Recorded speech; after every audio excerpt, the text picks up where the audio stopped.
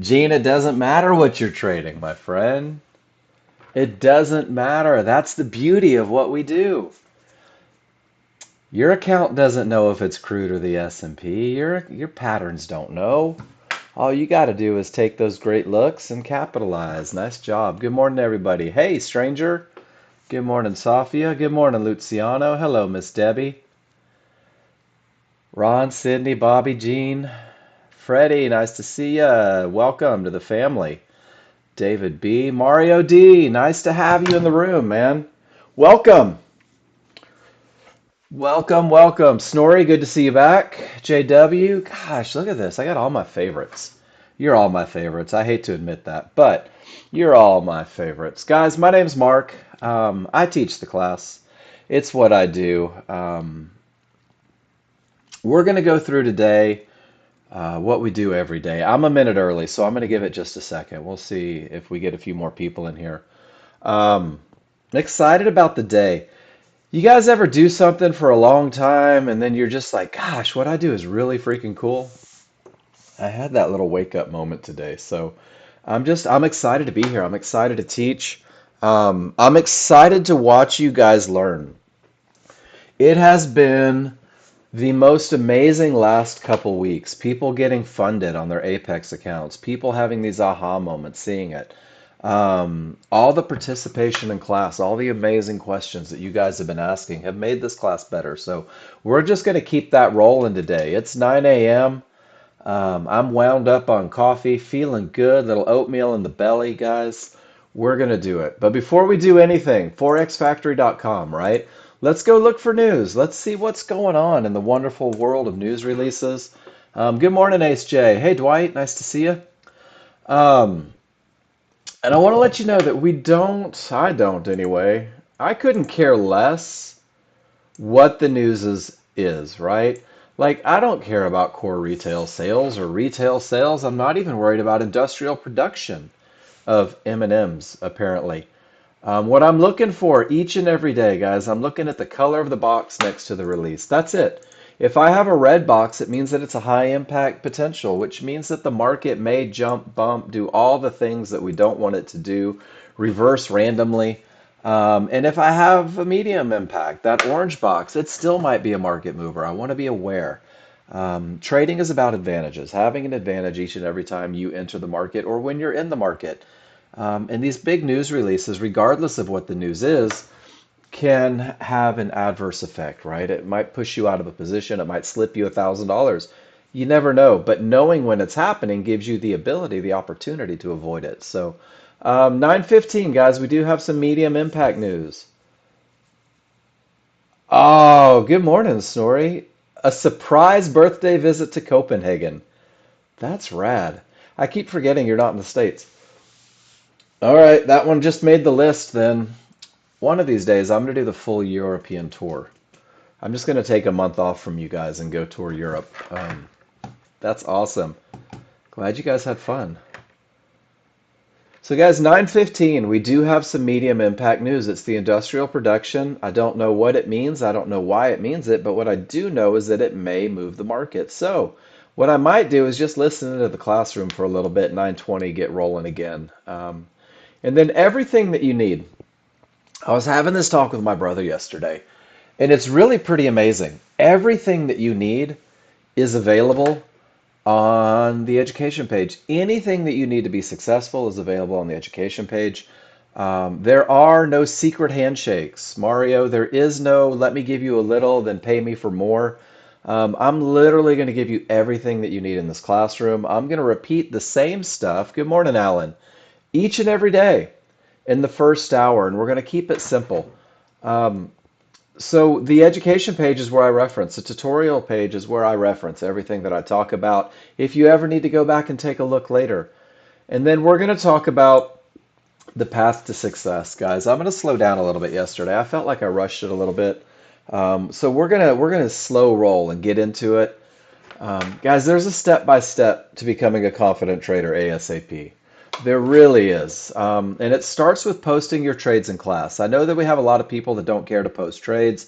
We have people that are like, oh, I only want to post the winners because it's no fun to post the losers. Guys, I want to see everything that you're doing, win, lose, or draw. And you're going to do it with capture software. And this was downloaded on your computer when you got the software. If you don't see your little icon for it, guys, go to your search bar if you need help with this. And just type in TechSmith. If you do that, it's going to get you your capture software. When you get your capture software, it's going to give you this giant red button that says capture. Hey, good morning, Jose.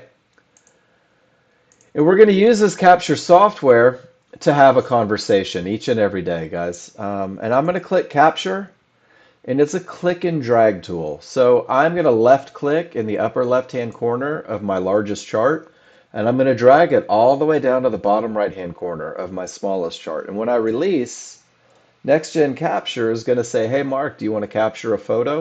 And I'm going to say, absolutely. Once I do, you know what? We will, Jose. I was going to do that in just a minute. I already did it on 8. 7, you have to do it manually. We'll check the volume on it. I'm going to get through capture real quick, and then we'll do that before we get into rules. Or you can check volume on it and post it in the room for us. I'll give you a chore. Hey, good morning. I'll tell you what, Nick. So what I'm going to do is we're going to hold off on your picture until the second hour. So Nick, and guys, let me tell you how the classroom works. Each and every morning, I'm going to cover the rules for the trade. I'm going to cover the rules for the high probability trend trade. I'm going to cover the advantages, what they look like. And then what we'll do, Nick, is we'll go back and we'll look at your chart and we'll see if those advantages were present. So you're going to get your answer. I'm not only going to tell you if it was a good or bad spot, what I'm going to do is I'm going to teach you how to recognize it yourself, because that way, when I'm not around, you can go full rock star. So guys, once I take the picture, what I really need to do is take advantage of these tools. There's a shape tool that you might use to show me an entry, right? This is what I was looking at. There's arrows to talk about the things that you see. Um, you can even highlight if you want to.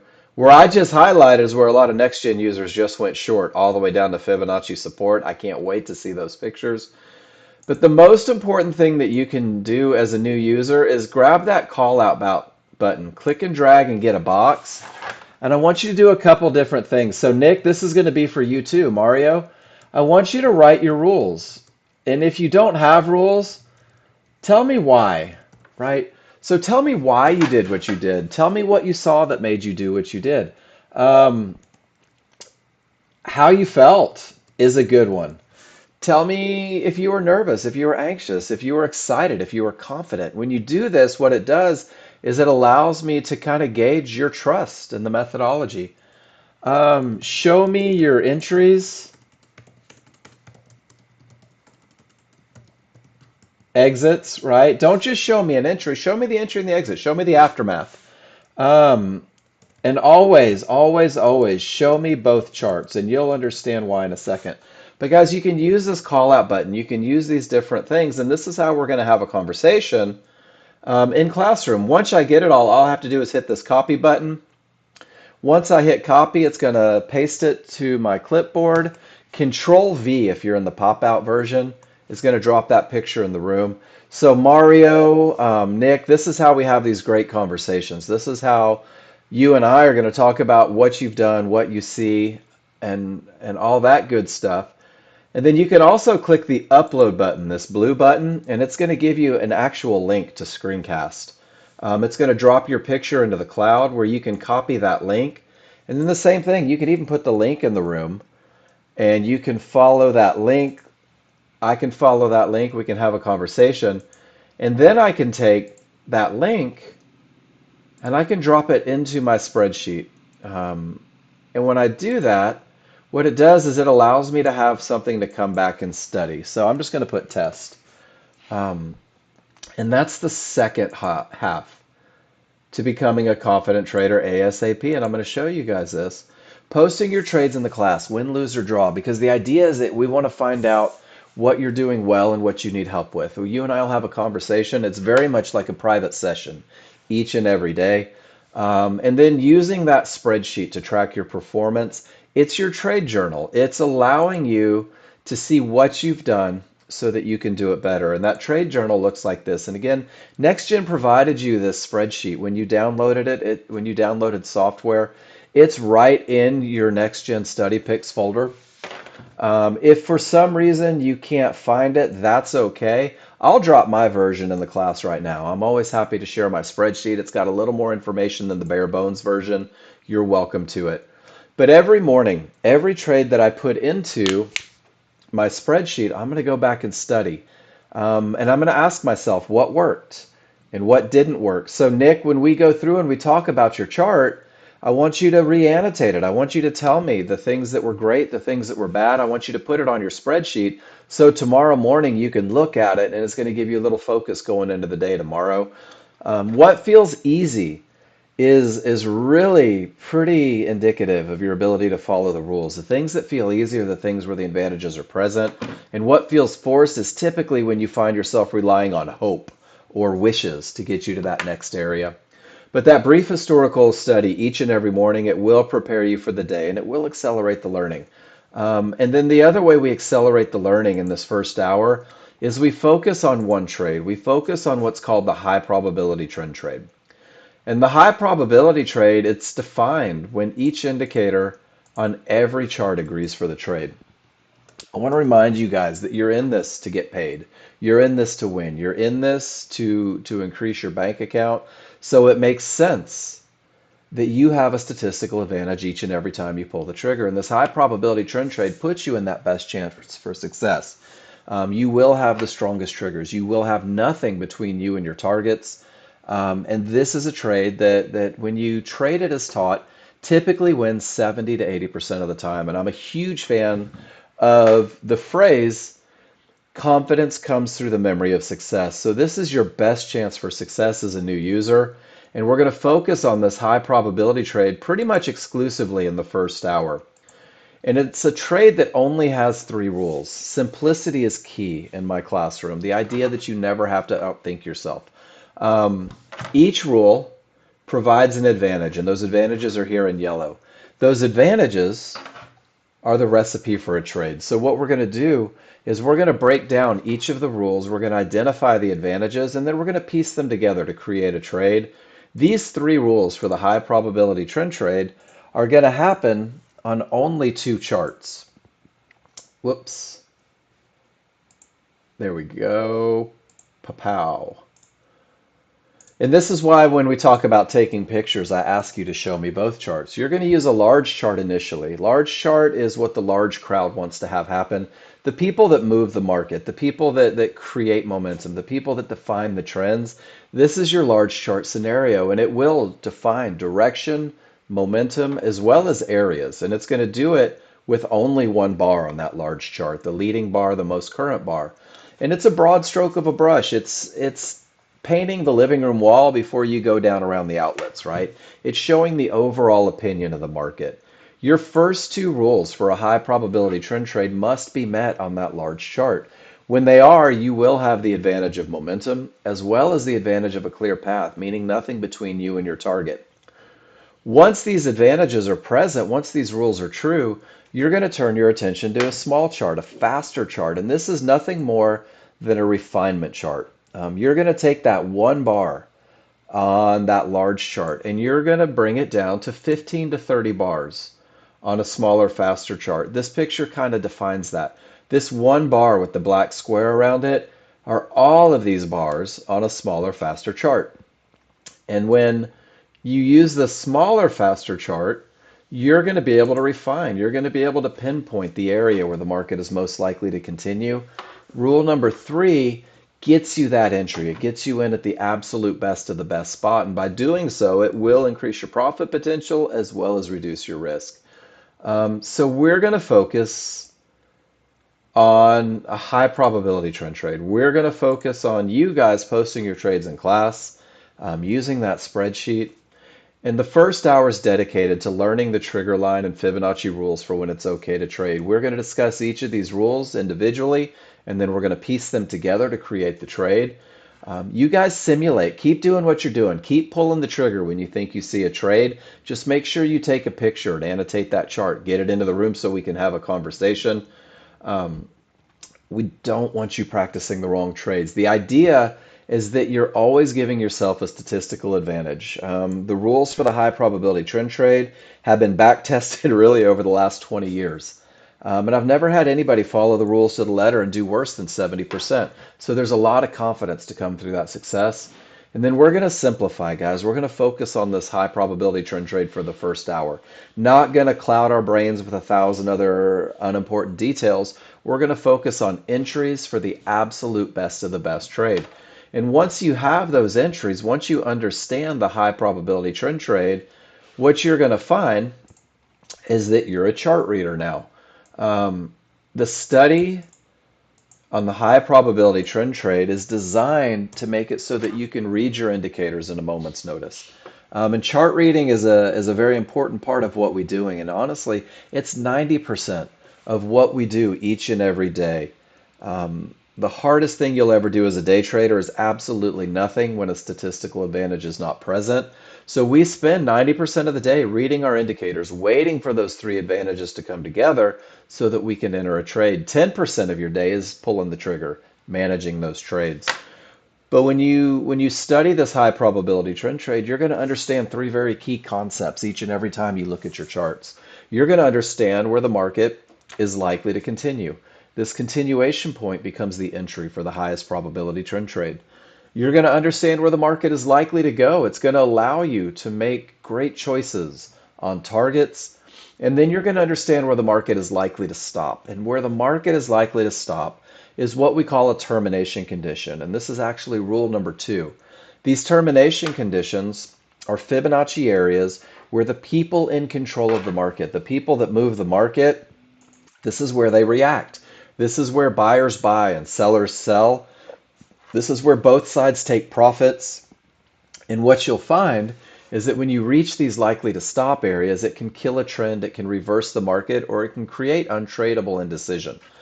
You'll use those likely to stop markets to keep you safe from trading into those scenarios. But more importantly, you're going to use those termination conditions as the anchor. When they reverse the market, it is the anchor for the highest probability trend trade that you can take going the other direction. So we're going to focus on identifying it. You guys get to become chart readers and professional waders, and we're going to do it through simplicity, guys. We're going to focus on the high probability trend trade, becoming a chart reader, and then that high probability trend trade, your ability to read charts is going to open the door for a myriad of trades, guys, and it's going to have you searching for medium probability trades.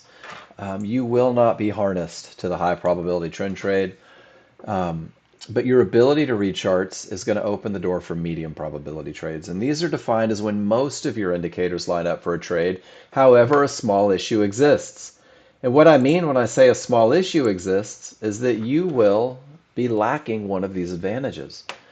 Your chart reading will have you recognizing that problem, and this ultimately will be the vast majority of your trades. And when you execute them, you have to manage them assertively. Your ability to read charts will allow you to manage them assertively.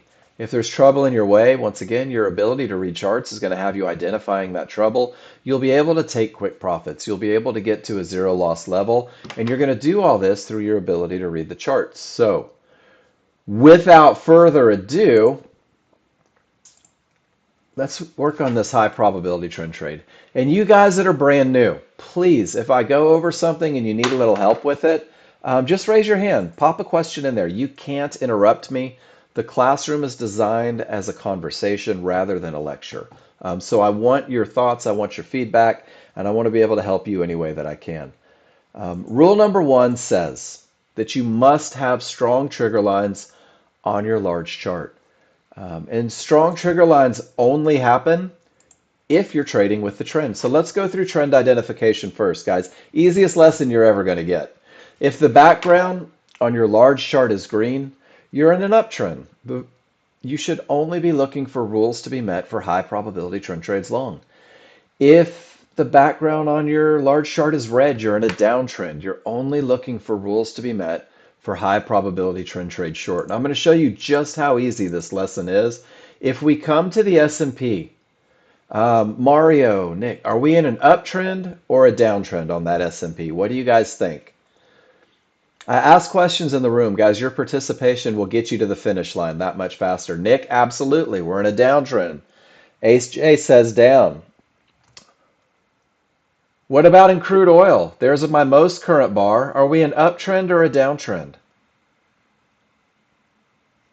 And guys, this one is a great example.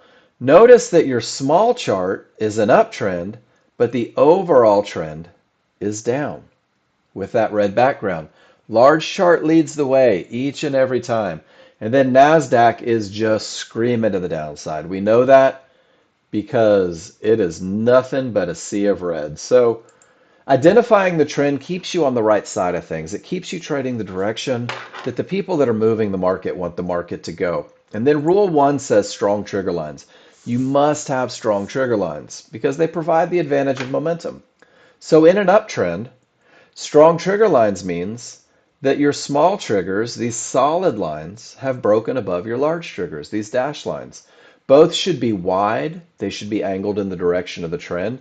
And then it's the space that's created between small and large. It's like a pair of scissors open, ready to cut.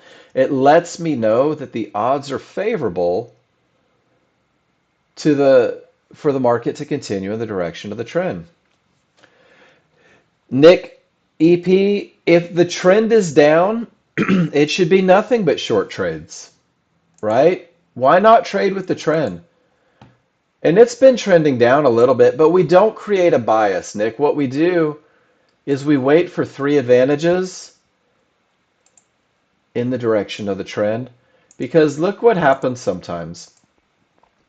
Sometimes you get a little bit of an uptrend, right? Sometimes there's an uptrend, there's a downtrend. One of the amazing things about the Nexgen software and the methodology that I teach, Nick, is that you can make money either direction. And if you free yourself from opinions, if you free yourself from hoping, wishing, wanting, and you simply look for the advantages, you're going to be able to capitalize both directions, right? But yeah, if the market's in a downtrend or an uptrend and the momentum is present, I'm only looking for long trades. But I'm not stuck to long trades for the entirety of the day, right? I may make money going up for a little bit, then I may make money going down for a little bit, and then I may have no advantages at all and just sit on my hands. But rule number one, strong triggers, is that space between small and large. It's that separation. The odds are favorable for the market to continue in the direction of the trend. On the short side, small's below the large are wide, they're angled in the direction of the trend. The odds are favorable for this market to continue down. And guys, when I have odds favorable momentum, this is the most advantageous look for buying or selling. Remember that refinement chart? What looks like wicks or tails on a large chart is actually those 15 to 30 bars on a small chart. It's actually a pullback against the trend. Next gen users, with these three simple advantages, you're going to be able to pinpoint exactly where this tail is likely to happen. And with that odds favorable momentum, it's the best of the best look to buy Fibonacci support on a smaller time frame, or it's the best of the best look to sell Fibonacci resistance on that smaller time frame. So this is rule number one. And again, let me show you how easy it can be. This is the NASDAQ. Small triggers are inside of the large triggers. Even though the market continues down, it's doing so without the advantage of odds favorable momentum. The same is true on the S&P, but notice where that separation happens. We're going to see a lot of pictures of people taking trades right at the top of that tail to continue down to that next area. And then on crude oil, guys, this is 11:23. We're going to have to update that to, whoops, I think I just closed out crude oil. No, I didn't. We are going to update this one to the 12 contract. But Nick EP, do you see it? Small's below the large are wide. That's your odds favorable momentum, guys. This is what it looks like in the moment. So the NASDAQ and the S&P are lacking it, but crude oil's got it going on. This one bar is giving me direction. This one bar is giving me momentum. And it really can be that simple. If you wait for that odds favorable momentum, it creates the advantage of momentum going into a trade. And then when those scissors close, when the small triggers work their way back inside of the large triggers, we call this a weakening of the large triggers. And when we have weak triggers, anything can happen up or down. It goes from odds favorable to anything can happen. It goes from, man, I've got advantages to, let's see what happens. And you'll see these weak triggers precede a reversal very often in the market. So if we go back to this one that kind of defines an entirety of the day, like a 6 hour stretch of the day, you'll notice that 90% of your day is spent waiting for these advantages, right? You've got that odds favorable momentum over here, pushes the market down, and then we end up with those anything can happen triggers, and it precedes a reversal. Your advantage happened up here, and you could have probably carried that all the way down to those weakened triggers. The market reverses, creates odds favorable. There's that tail. That's where Nexgen users are getting in and making money, all the way up to those weak triggers once again, and there's another reversal. These patterns repeat themselves all day long, every day. This reversal provides odds favorable. There's another one of those tails. Next-gen users are capitalizing. And then we get into this little bit of indecision, guys, where the larger down and the smaller up, or the large and the smaller down, but the background is green. Um, this is where buyers and sellers are fighting. This is where they're duking it out for supremacy. The people that control the market are full on just wrestling in the front yard. You never have to get caught in this. If you commit to rule number one, you never get that odds favorable momentum during the fight, which means that you're not trying to predict whether the market is going up or down. You're simply waiting, sitting on your hands, waiting for that momentum to come back, waiting for someone to be crowned the victor of the fight. Um,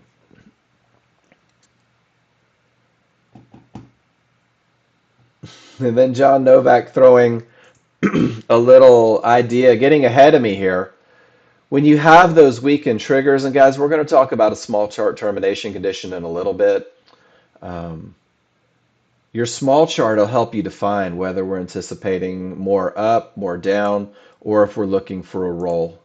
But let's start with odds favorable. John Novak's going to go be a successful day trader for a while.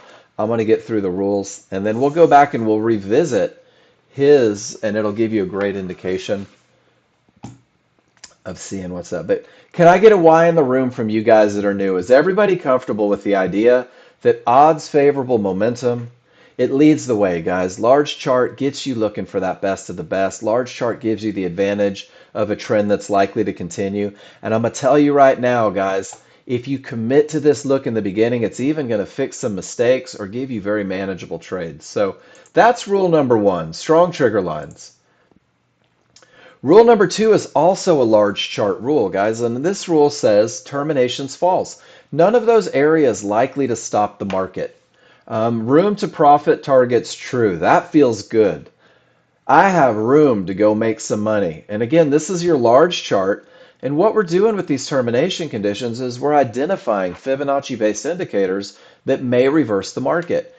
Decisions from the people that move the market happen at these key areas. Divergence high lines, it's a magenta line. Divergence low lines.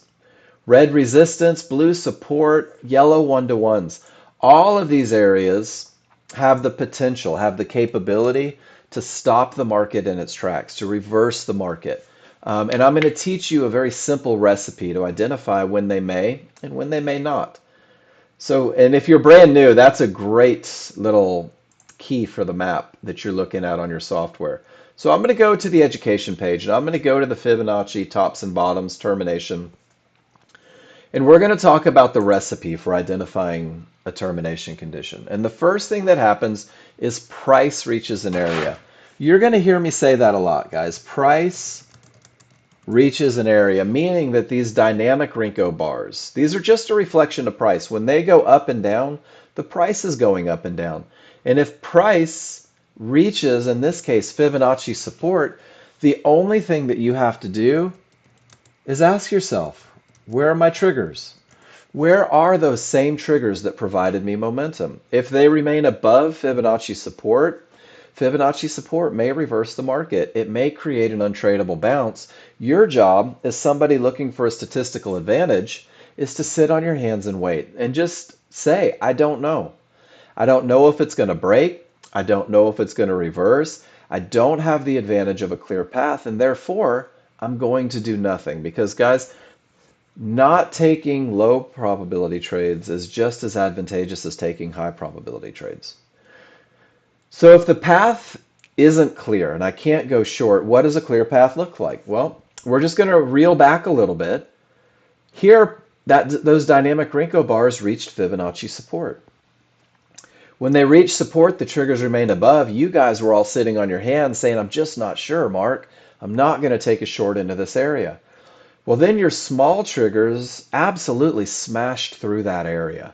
And they smashed through the area because of odds favorable momentum.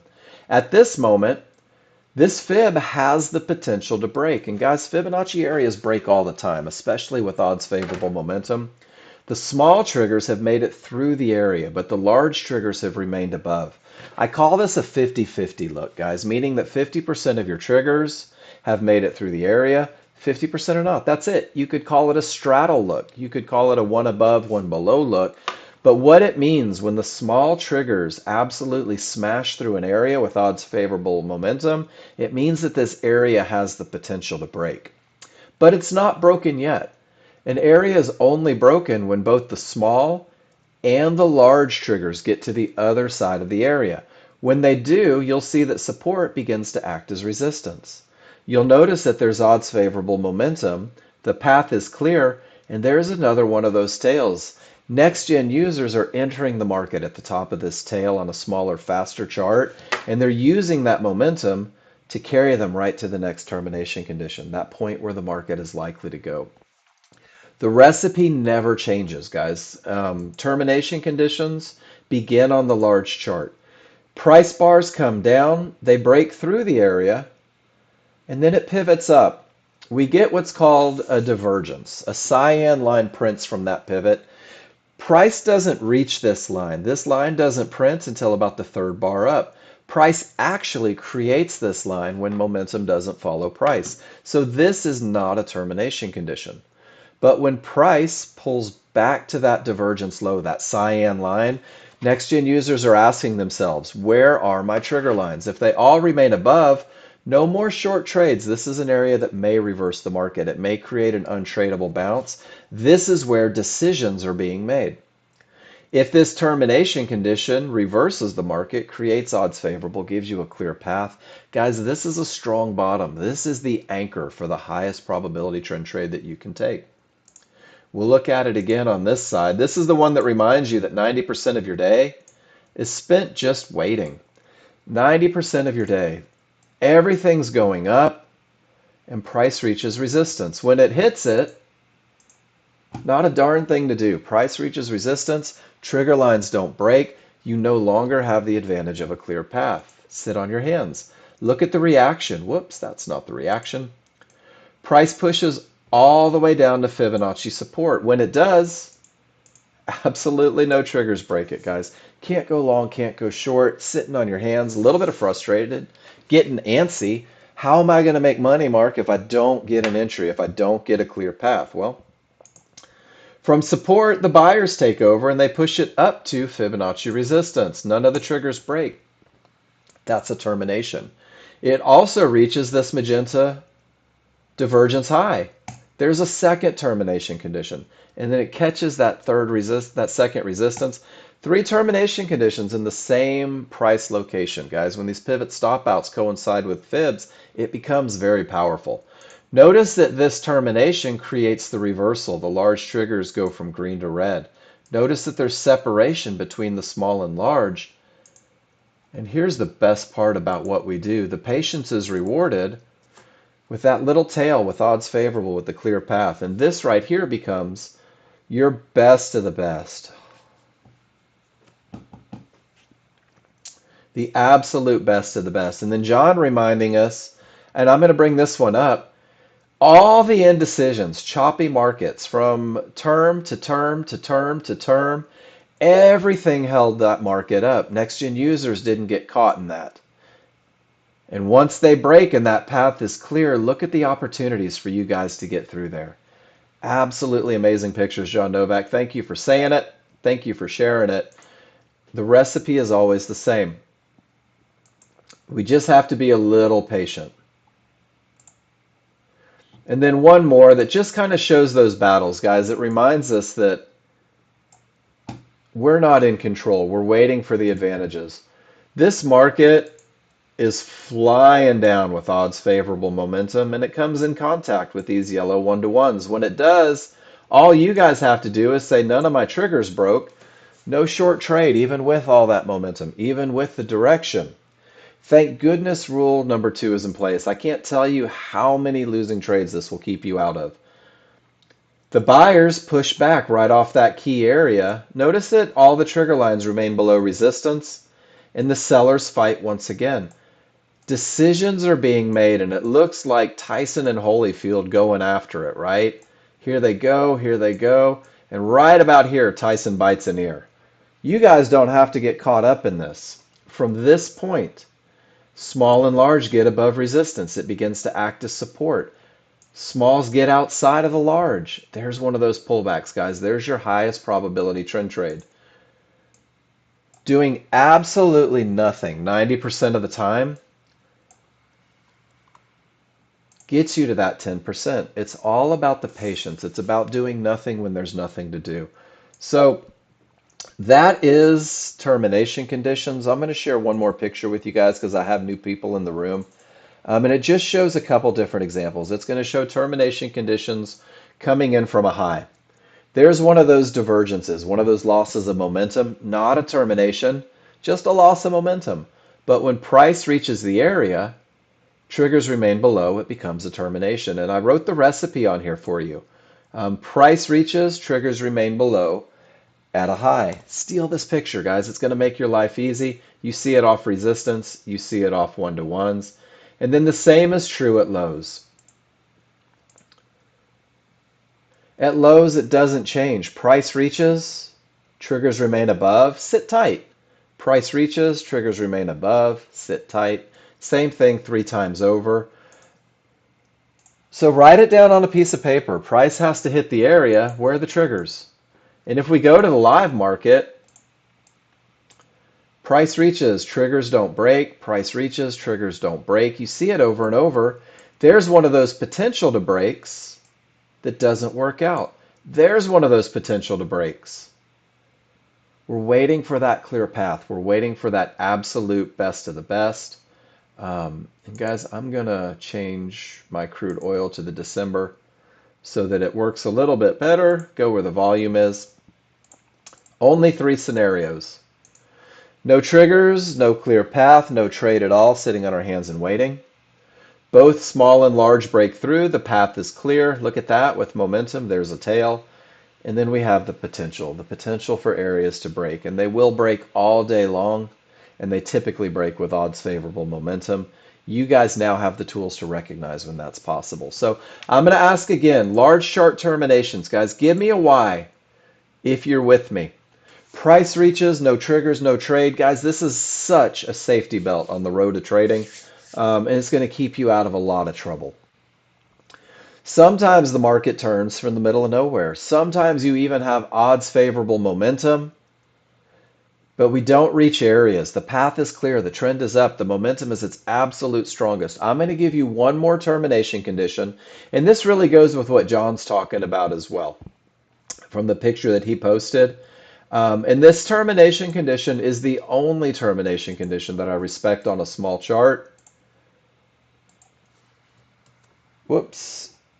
And it says that 3 divergences, 3 losses of momentum in the same price range may terminate the trend. So if I get 3 cyan lines from a low or 3 magenta lines from a high, guys, this can be a trend ender on the smaller, faster chart. This is that refinement chart telling you that things may be changing.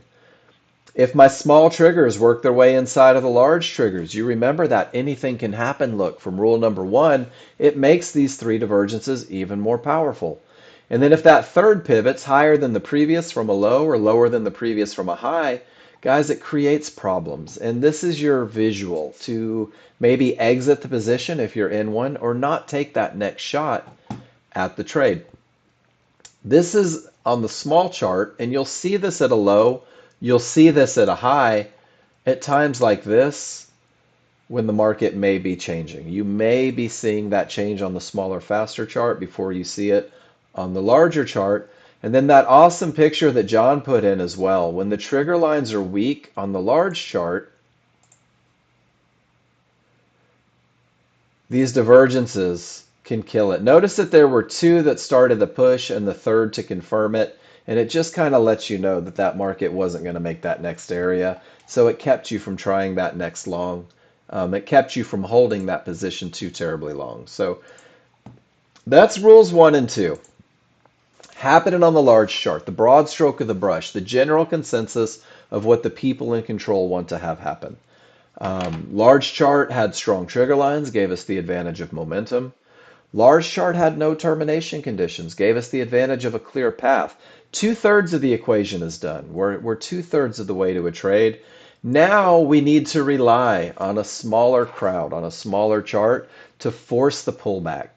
When the large crowd, the people that control the market, said we want it to go up and establish the trend, when the large crowd said, let's put a lot behind that market, let's create advantageous momentum for my next gen users, and when the large crowd had absolutely nothing in the way, there's always this little group of yahoos that want to fight the trend, that want to fight momentum, guys, and we rely on them. They force what's called a pullback, a small retracement in price, counter to the underlying trend. So we let the large chart define momentum, direction, and areas. The small chart is going to define our area for entry, and we're going to do that by creating a window of opportunity. When everything says up on the large chart, you're going to turn your attention to the small chart. Um, it should have strong triggers. It should have what we call favorable large triggers. And favorable large triggers means nothing more, whoops, than me having an inability to bring up pictures. There we go. Favorable large triggers means that your synthetics, which are the stepped large triggers on your small chart, they're just the large triggers from the large chart, guys. And your large triggers, those smooth, that they're overlapping one on top of the other. Favorable large triggers means that they're wide in the direction of the trend. Both large and synthetic should be overlapping. When you have this look, it will create the smallest window of opportunity to buy that pullback, to sell that pullback. And that smallest window of opportunity means the absolute least amount of risk for you as a trader. So let me share this with you, and we're going to go through and we're going to find these over and over. But we are going to, through rule number 3, use a limit order, meaning that we're going to wait for a pullback. And we're just going to have an order waiting on the market. We're going to sit there in our rocking chair on the porch waiting for price to come to us. But we're going to let that happen at areas inside of those favorable large triggers. And your areas can be fibs, they can be mid bands, or they can be yellow 1-to-1s.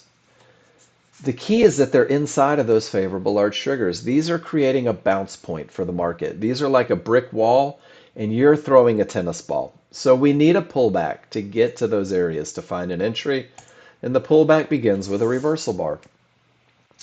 At the time of the reversal bar, all you have to do is glance down, looking for fibs, looking for mid bands, looking for yellow 1-to-1s, and making sure that they're inside of those favorable large triggers. In a long trade, these large and synthetic are coming up one on top of the other like a shark about to breach. So even as price moves down, these will continue to move up. So if you have an area, maybe a tick above, it's going to get swallowed up by those triggers. Same thing in a downtrend, guys. As the market pulls back up towards the triggers continue down. And we're looking for the areas that will fall inside of those triggers. And this is where you create your window of opportunity, that area where the market is most likely to continue. It will extend for a long trade from your highest point of support inside of favorable large triggers. I'm giving you both sides here.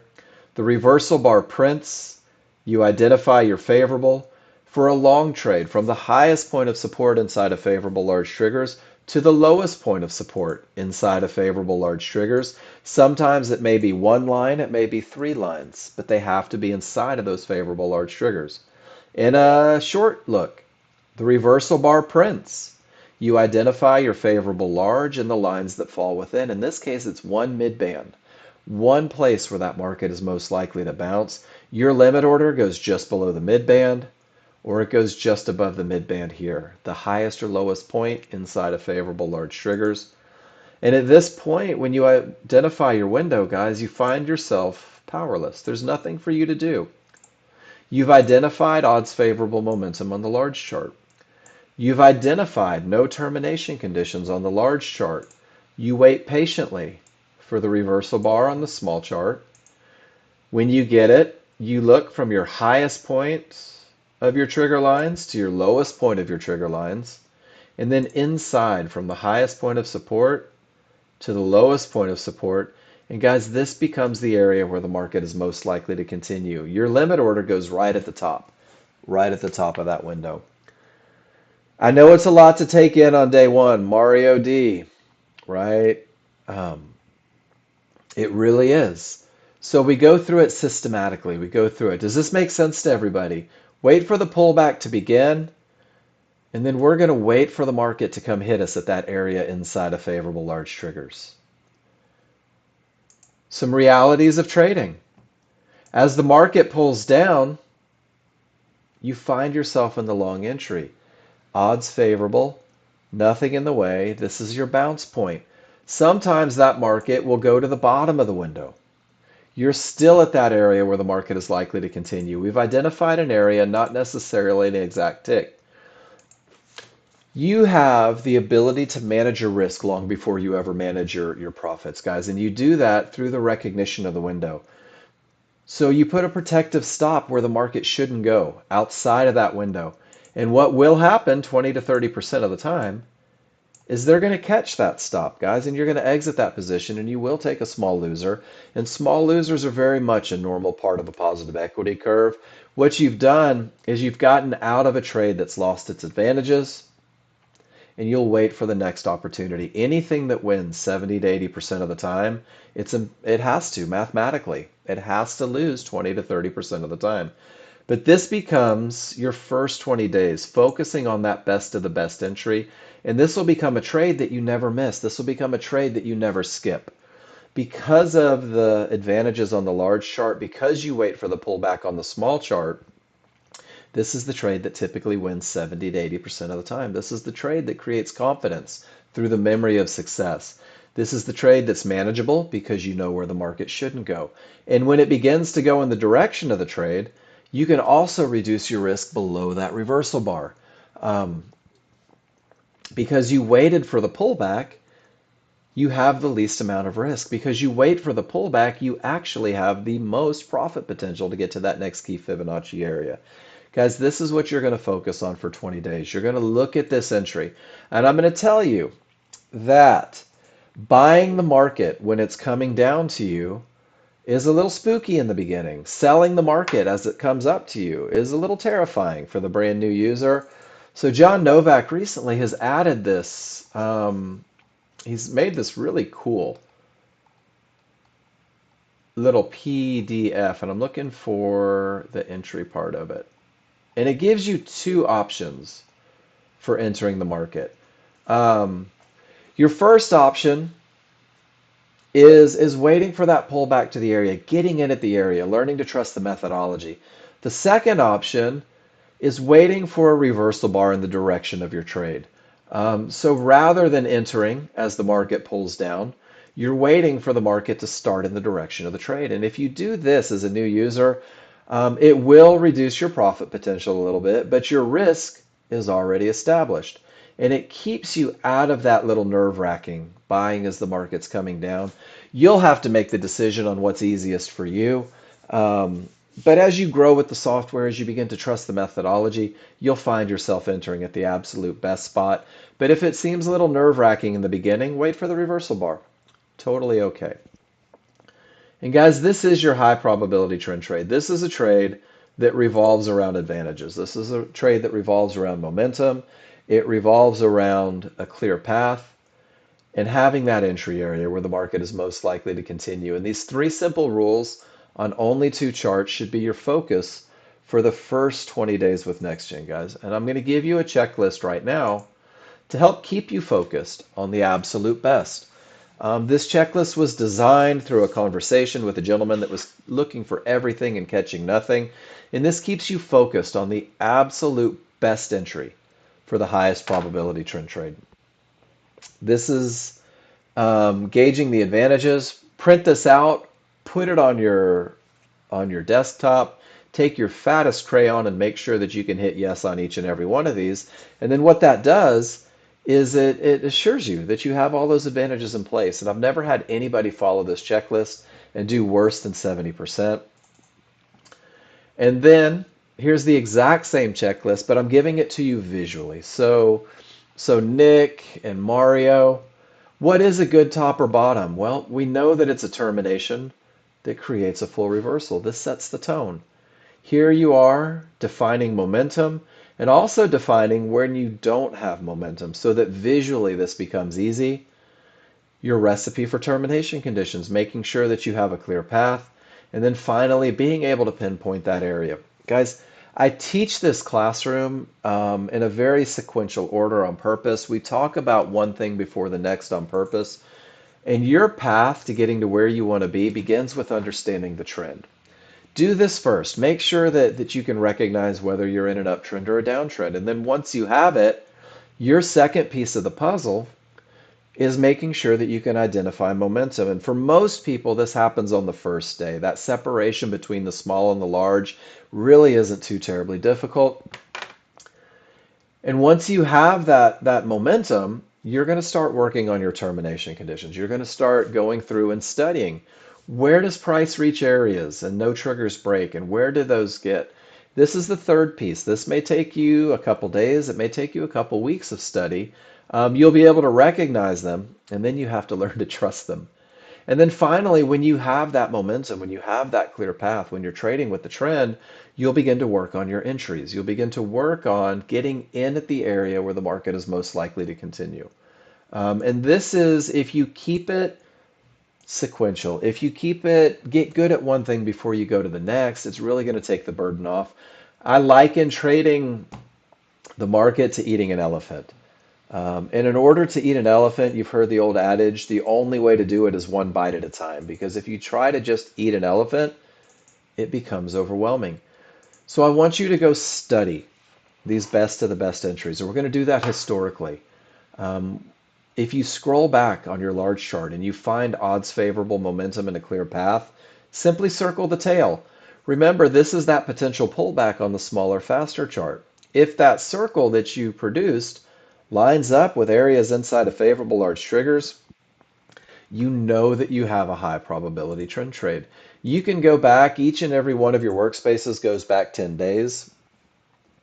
You can literally scroll back and look for that odds favorable momentum and that clear path. And let's see if they gave us an example. I saw one earlier. Let's do this. Let's remove some noise.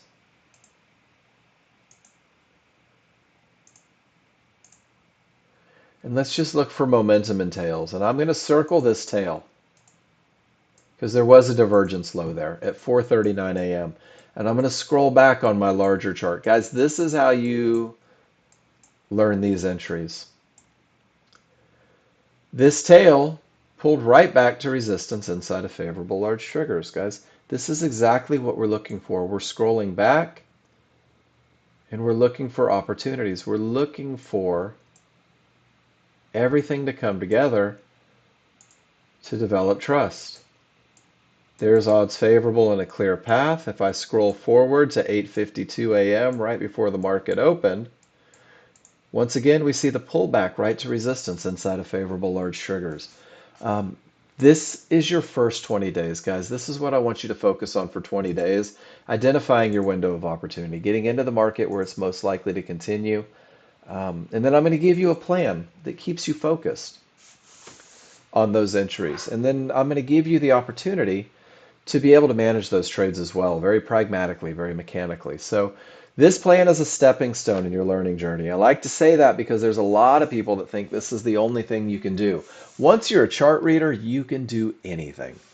But this is designed to optimize your chances of success with the high probability trend trade. And that 50-50 trade, that area with the potential to break trade. And what I've done is we've written a set of rules and a set of management rules that keep you focused on the best, that give you a statistical advantage, that give you the highest chance of success. And from that success, you will develop confidence. It'll be your simulation, your own study, class feedback underlined. In your continuous practice, you will be empowered to craft a plan tailored to your personal goals based on your experience reading the indicators. As you become a chart reader, you're going to see more and more, and you're going to create a plan that suits your needs. Until you get to that point, guys, embrace simplicity. And your simple plan for consistency begins with never fighting the large chart direction or the triggers ever. Because when you do, you're just absolutely, you're fighting everything that the people in charge want to have happen. So we're going to spend 20 days or maybe 2 weeks, whatever you need to get it done. Some people get it on day 3. Define your entry, and that's all you're doing. You're defining your entry, your best of the best spot for entry, guys. Do you have a termination that creates a full reversal, a strong top or bottom? If not, it's okay as long as the other 3 are met, but it does increase the chances of success. Do you have momentum, no termination, and an area for entry on that smaller, faster chart? If you mark yes to each and every one of these, you're going to be in a trade. You're going to be in a trade with those 3 advantages. You're going to be in a trade that typically wins 70 to 80% of the time. You're in a trade that creates confidence through the memory of success. Listen to all these catchphrases. And once you're in that trade, you're going to have to manage it. Initially, the same mechanical approach for management makes sense for the new user as you learn to read your indicators. That same pragmatic approach, that emotionless, opinionless approach to management tends to be the best approach for brand new users. And it all starts with the perfect entry. It all starts with getting in at the area inside of favorable large triggers. And when you do this, when you can define your window of opportunity, you can also define where the market shouldn't go. That's where your protective stop goes. You take your entry, your stop goes outside of the window of opportunity. And at this point, there's nothing for you to do. Either your stop is hit, it's one of that 20 to 30%, that cost of doing business, that normal part of a positive equity curve, or the market decides to give you a reversal bar. If you're a little skittish about selling on the way up, this reversal bar can become your entry as well.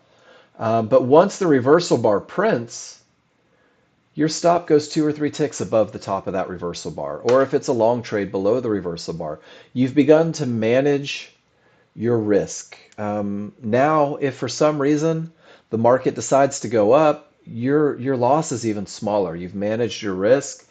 You've already got it going in the correct direction. You've taken the best entry. Your risk is reduced. There's just nothing to do. Either the stop gets tapped out or it hits your first target. And if it hits your first target, that's $100, and that doesn't seem like a lot. But $100, once again, here comes the catchphrase, creates confidence through the memory of success. NinjaTrader just told you that your target was hit. There's money in the bank. No one can take it from you. You're feeling great. The serotonin is hitting. The dopamine is full tilt boogie, guys. Children are singing songs about you. There's money in the bank. And your new stop is break even. You have absolutely nothing to lose. It sure did, Paul. Absolutely nothing to lose. $100 and break even, guys. You got paid. There's no risk. It makes it easier for you to trust the large chart. It makes it easier for you to trust that momentum that got you into the trade, to trust that clear path that got you into the trade. And what you're going to do is you're either going to get stopped out break even, which is cool. That's $100 in your pocket still, or it's going to hit your second target. And your second target is only $200 away, which means on 2 contracts, as a brand new user, you're taking a mechanical approach to entry and a mechanical approach to exiting. It's pragmatic, it's methodical, it's opinionless, it's emotionless, and you're looking to capture $300. Doesn't seem like a way to make a living, does it? Until you think about one $300 trade a day is a $1,500 week, and that puts you at a $6,000 month, which leads you to a $72,000 year through consistency, through advantages. And what happens when you turn that 2 lot into a 4 lot? Suddenly it's $144,000 a year, right?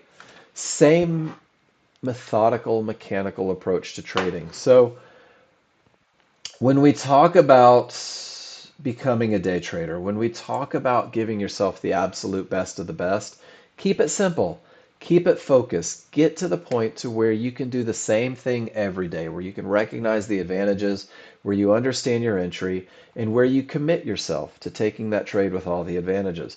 And then the second half of this KISS plan is John Novak was nice enough to give you kind of the new user's fast track. It covers the trend trade rules, making sure that you understand what it is you're looking for, where your advantages are present on the large chart. It talks about taking your entry, and it shows you visually the different ways that you can manage a trade, the different ways you can enter a trade, the different ways you can move your stops. And it talks very much about getting into trades that maybe failed. Guys, this PDF is an outstanding 31 days and beyond look once you understand the 3 advantages to get you where you want to be. And then as you develop your own plan, guys, I've also created the exact same template for you, whether you're looking for HVA trades or momentum trades or edge trades. It gives you the opportunity to take a lot of pictures and create your own plan. And this class is a discussion as you develop your plan. As you keep it simple, we'll take everything that you do and we'll talk about it. So Nick, I'm going to go to your chart. Nick, are you in here with me? I know that you said you were going to be right back. I want to make sure that you made it back. So the second half and the third half of class, woo, this is blurry, Nick. That's okay. We're going to work through the blur on this one.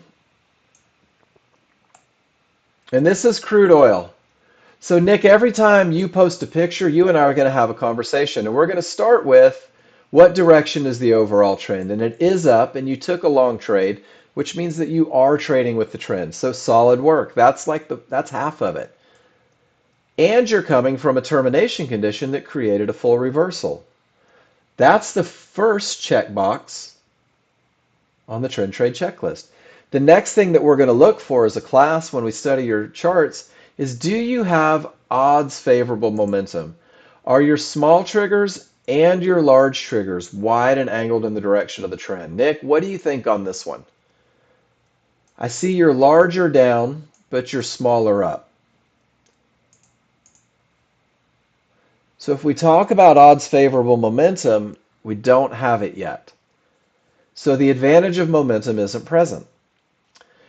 And then we're also talking about, on the large chart, you drew a box around entry point and what you were seeing. Oh, that's your small chart. Absolutely. Did you notice that you don't have momentum in the trade? Did you also notice that none of your trigger lines had broken through that area of resistance? So if we go back to the very basics, if we go back to the 3 advantages, Nick, while you are coming from a good top or bottom, you don't have momentum, nor do you have a clear path, and you didn't get a pullback to an area inside a favorable large trigger. So while you are trading with the trend, and I know that you let the fib line clear, you didn't have enough momentum to push you up to that next key level just yet. See how it's trying to pull back, trying to correct itself? Does that make sense, Nick? And if I pull up, and this is a great way for you guys to police yourself, is I'll take a picture. If you have Snagit, you can do this. I can literally take this checklist and drop it right on here. And Nick, if I go through the most basic approach to what we're seeing, you do have a yes, and then we have a no, and then we have a no, and then we have a no. And that was crude oil. So let's go back and take a look and see what crude oil did right at that time. Let's go check out our after picture.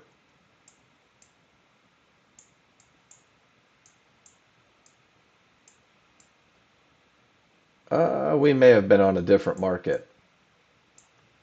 Your entry would have been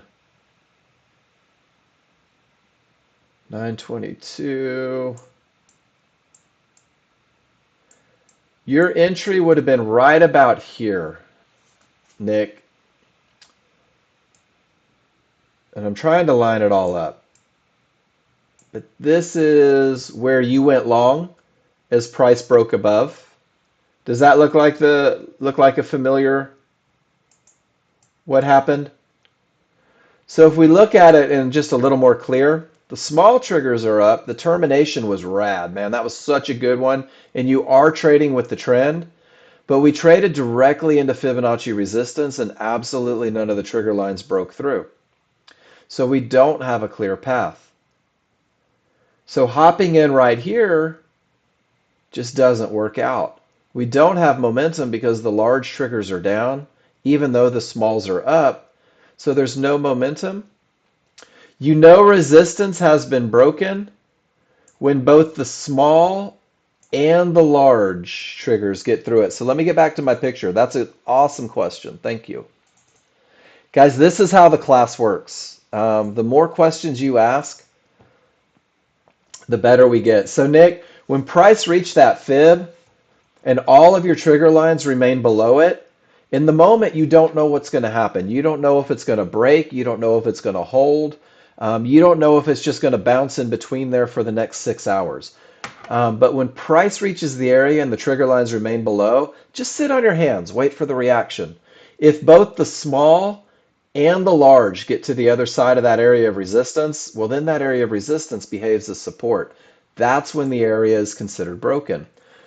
And this is rule number 2 in a nutshell. So what it does for you is it helps you out a lot in these situations where the market is consolidating. You can see that price reaches support and none of the triggers break it. So we're not going short just yet.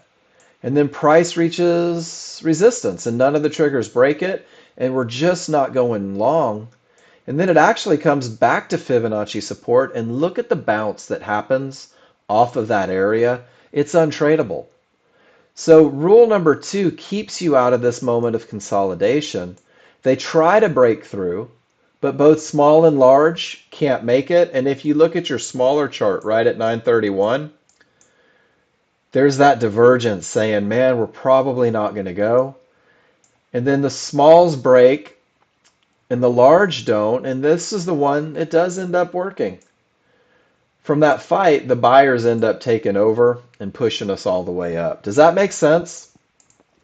90% of what we do during the day is going to be sitting on our hands, just relaxing, waiting. Right now, my small triggers have broken through this area of support. My large triggers have remained above. 85.52 has the potential to break. There wasn't one, Nick.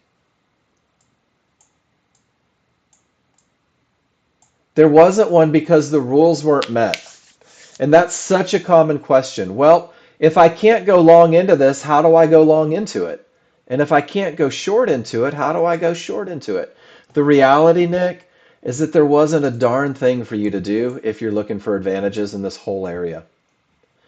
And down here where it had the potential to break, I'll show you exactly how it works. That was your potential entry, but when divergence prints, it tells you don't do it. And that's such a common question. Well, how do I find an entry, Mark? Well, there just wasn't one to be had that presents an advantage. Here the market has the potential to break this area of support, right? Where's my entry? Notice how the trigger lines are split. These are not favorable large triggers. It may go from 70.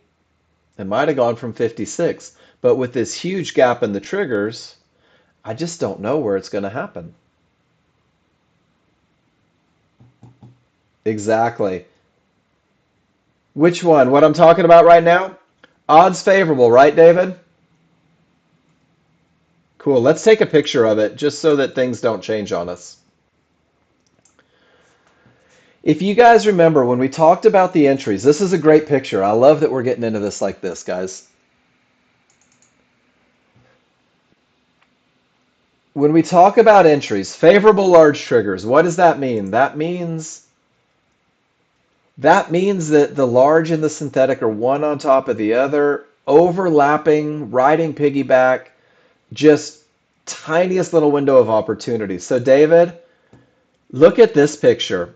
If I'm looking for a window of opportunity and I know that I have to look from the top of my large triggers to the bottom, and then from my lowest point of resistance to my highest, David, do you see how big that window becomes when the triggers are not one on top of the other?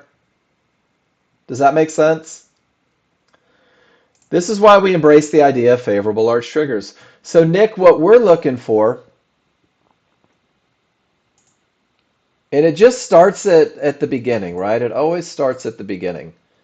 Let me find my picture real quick. What we're looking for, Nick, sequentially, is we're determining the trend, whether it's up or down, and that lets us know what we're looking for. Are we looking for long trades or are we looking for short trades? Once we have the trend defined, we're looking for the advantage of momentum. We're looking for those strong triggers. Once we have strong triggers, we're making sure that the path is clear. We're making sure that we don't have a termination, that both small and large get to the other side. And then once we have that clear path, that's when we'll turn our attention to that smaller, faster chart. So it has to happen in order. So if I open up a chart, this is exactly what my brain does. The trend is down. The momentum, smalls are up, large are down, and my trigger lines aren't through the area. I don't have a clear path, nor do I have momentum, and I just have to sit on my hands and do nothing. And then I go to my next one. I don't have the best trigger line.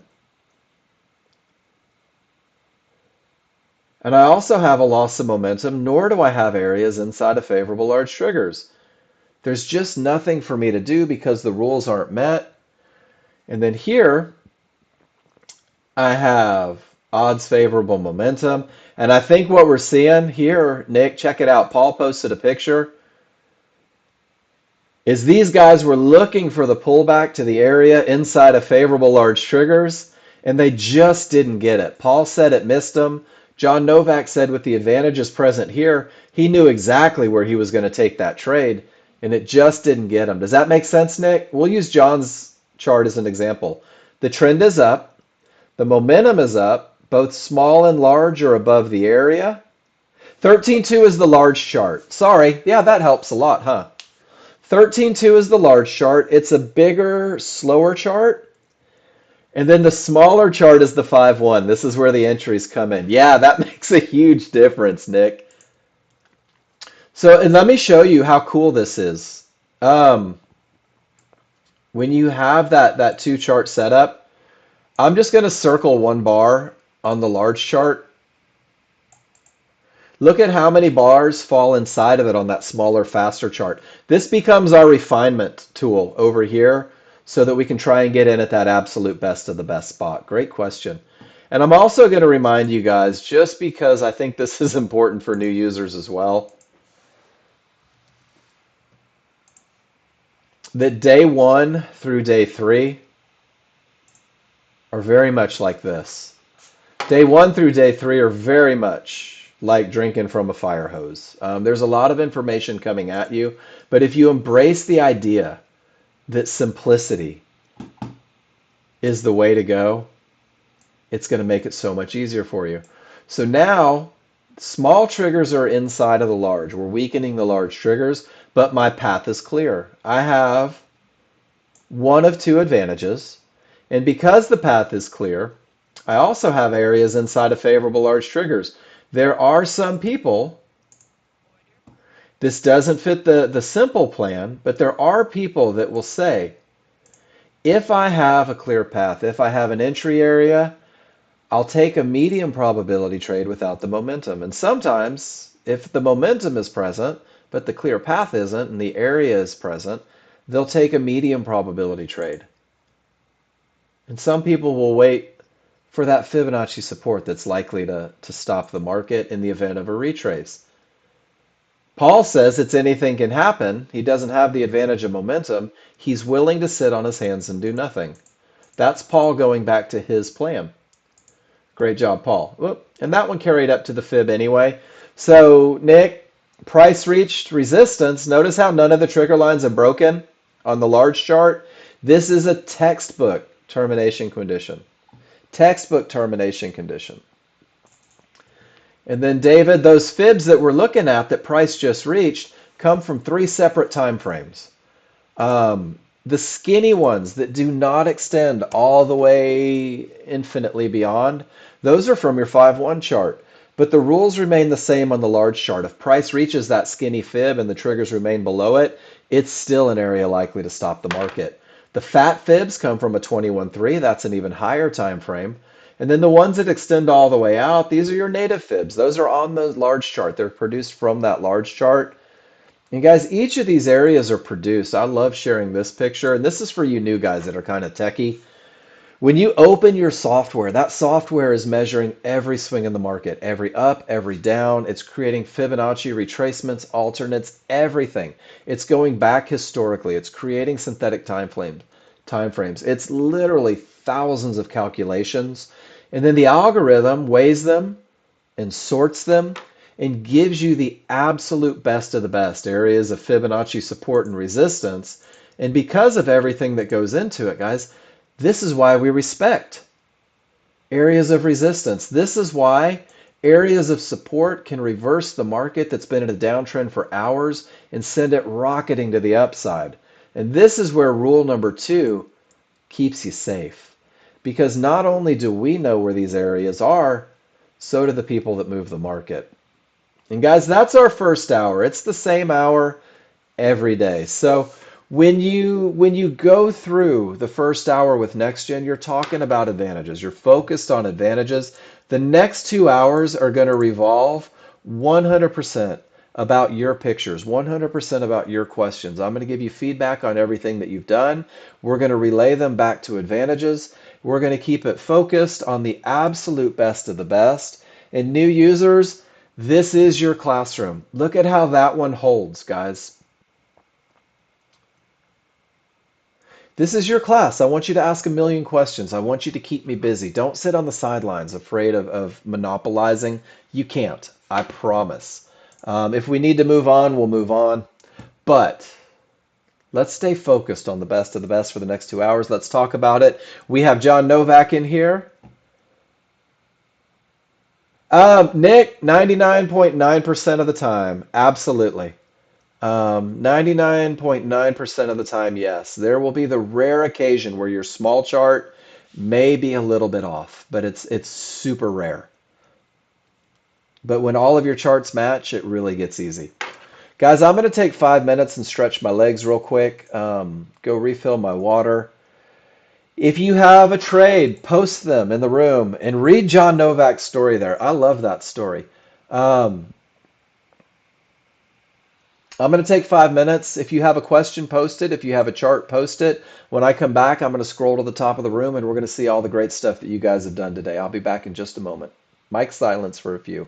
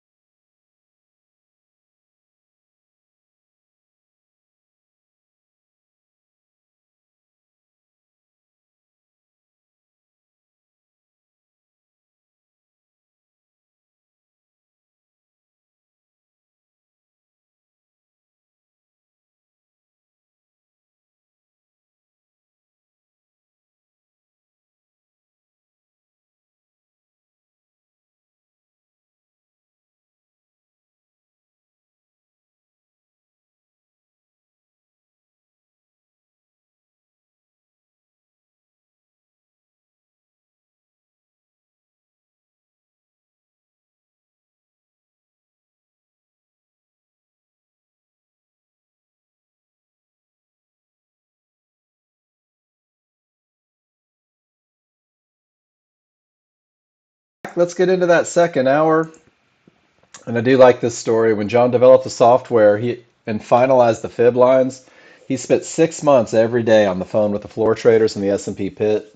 And he told them where the biggest clearinghouses were going to do business today before the day. And when he was right every day for months, he knew the fibs were correct.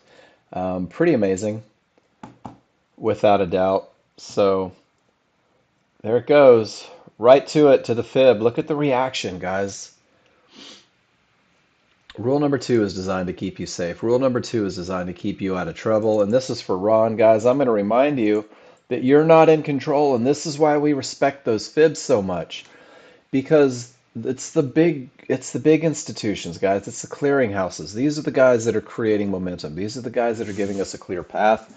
We're just remoras. We're jumping in and we're taking advantage of all the great things that they do and taking our little piece of the pie out of it. We don't have to be the first people in, and we don't have to be the last people out to be successful as day traders. And this methodology that we just covered, these rules that we just talked about, are designed to keep you focused on those advantages. Price reaches a divergence high. None of the trigger lines break through. Guys, this is an area that may stop the market. Notice that the large triggers still haven't made it above this area. This is an area that may stop the market. So I'm going to scroll up to the top. And this is what it looks like, guys. I have to go all the way up to the top when I do this. So I'm going to start clicking on charts and gauging advantages and seeing what happened, what you guys have done. We're going to go back and revolve them to the advantages that we've just taught. And we're going to see how we're doing. Almost there. And I do believe I got us started today.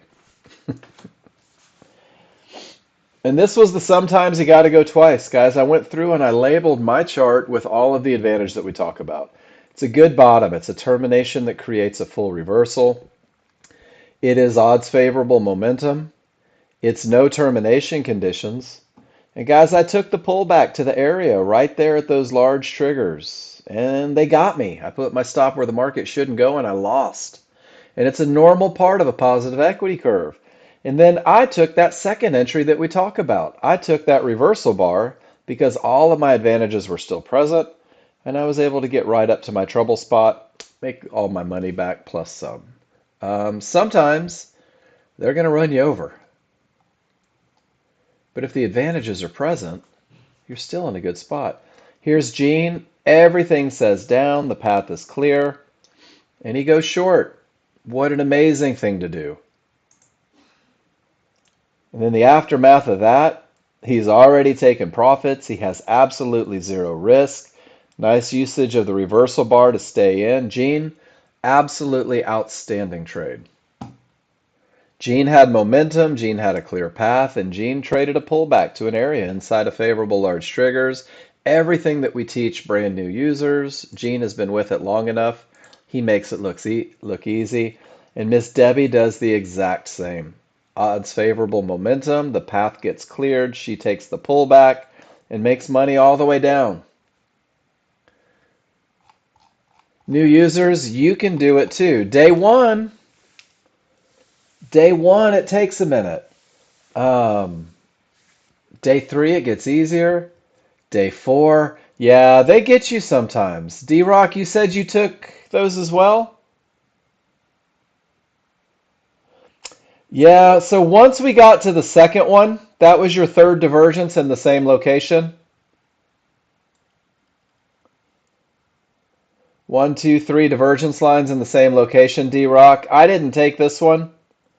So I took the first one. I loved it. Everything was there. It stopped me out. Same place it got you. And then I re-entered the trade on the reversal bar and took it up to that potential problem spot. And then that divergence right there, 1, 2, 3 cyan lines in the same price range, told me this market may not go up anymore. So I chose not to take this one. I'm looking at this previous too, that pivot stop out right at 1-to-1s, and then we get another pivot stop out right at the 1-to-1s. As long as I can see that cyan divergence line and the triggers don't break it, that's three in the same area. Yeah. I love the first shot. I took it too. Check it out, guys. Crude oil, odds favorable momentum, in an uptrend, no termination conditions. We all take the same trades, right, Daryl? Does anyone else have an area of support inside of favorable large triggers and they're just waiting for a pullback? So Nick EP and Mario, that's how quickly it can happen. Odds favorable, clear path. There's my reversal bar. There's my area of support inside of favorable large triggers. It's just a matter of whether or not it works. All right, guys, let's go to the next picture up top. I try to do these in order, just out of respect for you people that are posting and waiting. Jose, everything says down. You take the trade, quick profits, keep going. You meant to keep it up to here, but it got you when you were moving your stop up. I've done that before too. Jose, beautiful trade though. Same one everyone else took, right? And then, let's see what you did. Odds favorable. You enter split triggers, so you get in at the bottom. You got in right here, Jose. And you took it all the way up. You had a fib right there, so you took it up to the fib and got paid. I think it's a nice job. Waiting for that up bar just to confirm. Nicely done, Jose. Whoops, there we go. And then odds favorable, clear path, no term, pull back to the fib. Two targets hit. Gene putting an absolute clinic on today, trading with momentum, trading with direction, trading from a pullback, absolutely crushing it. Tony, are you on November or December?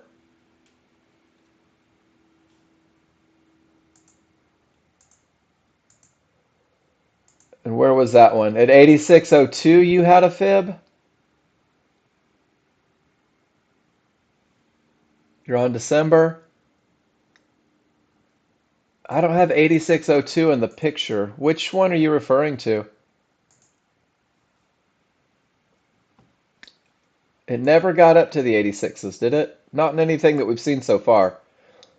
85.60? 85.62? Possibly. Because when I opened up 7, I had it. So you had a fib at 86.02. I got you. So we're talking about right now. Let me do mine. Let me refresh my data. Whoops.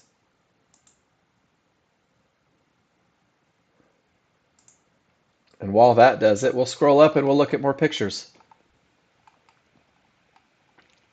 So I'm going to refresh the data on my charts and see if I get that fib. One of us is wrong. Did everyone else have a clear path? All right, Sydney, everything says up. Ah, your charts are so hard to read. That's okay. Everything said up, and you went up, and you exited at fibs. Nice job, Sydney. I can't see any of it over here, but it looks like you had odds favorable and a clear path, and you took that awesome momentum trade. Nicely done, Sydney. I know exactly what you're looking for now. Makes it easier for me to read your charts. And then Gene, going again. Everything says up, Gene, so you take a pullback. What did your large chart look like on this one? Just curious, because I see a big fib on a 5 range.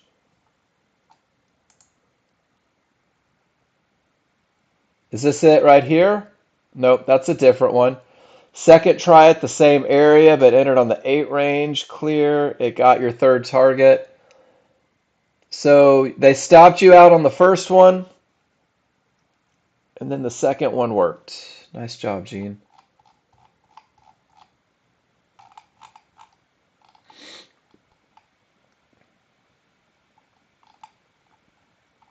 Everything revolves back to advantages, right? Every time I look at a trade, I'm looking for odds favorable. I'm looking for a clear path. I'm looking for pullbacks to areas inside of favorable large triggers. Just looking for advantages. It doesn't mean that's the only trade. Sydney showed us that. Sydney took an awesome one that had odds favorable and a clear path, and he took a little different approach. Same thing, large chart says odds favorable and a clear path. Smaller chart, Sydney, don't know where he got in, but it looks like he got out at a fib, and he got in before the fib and just made quick little money on the way up. More momentum style than anything. And then Tony, everything says up, pull back to support. You get in a little bit late on the close on the right side. Everything goes up straight to where it said it would go up. Beautiful trade, Tony. And Tony says, you know what? I can make it both ways. Everything says down. There's your pullback right to the mid band. Money, money. Solid trading, Tony. Trading with momentum, trading with the clear path. Oh, and then trading directly into a termination condition. Tony, you were on such a roll, brother. You got happy.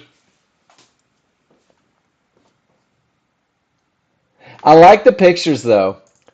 Odds favorable, clear path, you win. Odds favorable, clear path, you win.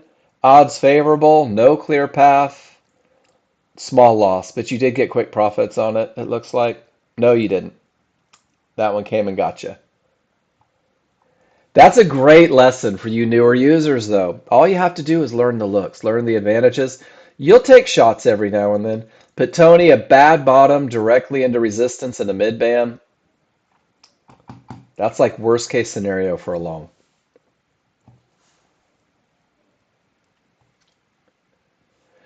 I don't always do it, D-Rock. Let me answer your question, though. You ready? Why did I do it? I did it because my large chart had odds favorable momentum and because my large chart had no terminations. So for me, my rules were still met 100% for a high probability trend trade. Does that make sense? Which means that right here, there was just some asshole with deep pockets that pushed it into my stop. But nothing changed on my large chart. It was still a clear path. It was still odds favorable. They just pushed a little further. They pushed it too low. But notice how my entry, at my time of entry, everything says up with a clear path, right? It just pushed too far. Every trigger line is above support. Everything says up. I still have the advantages on the large chart.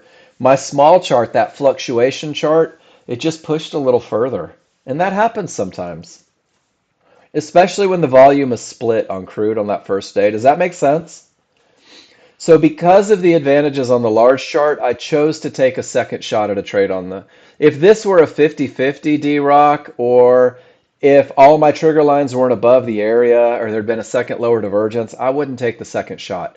But because absolutely nothing changed, I just got stopped out. And then it started going in that direction. I made the choice to re-enter.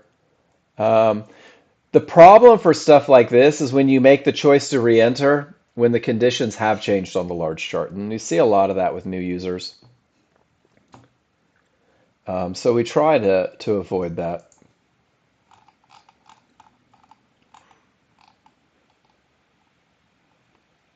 And as you grow with the software, if you just take the trade once, that's cool too. All right, let's see where we're at.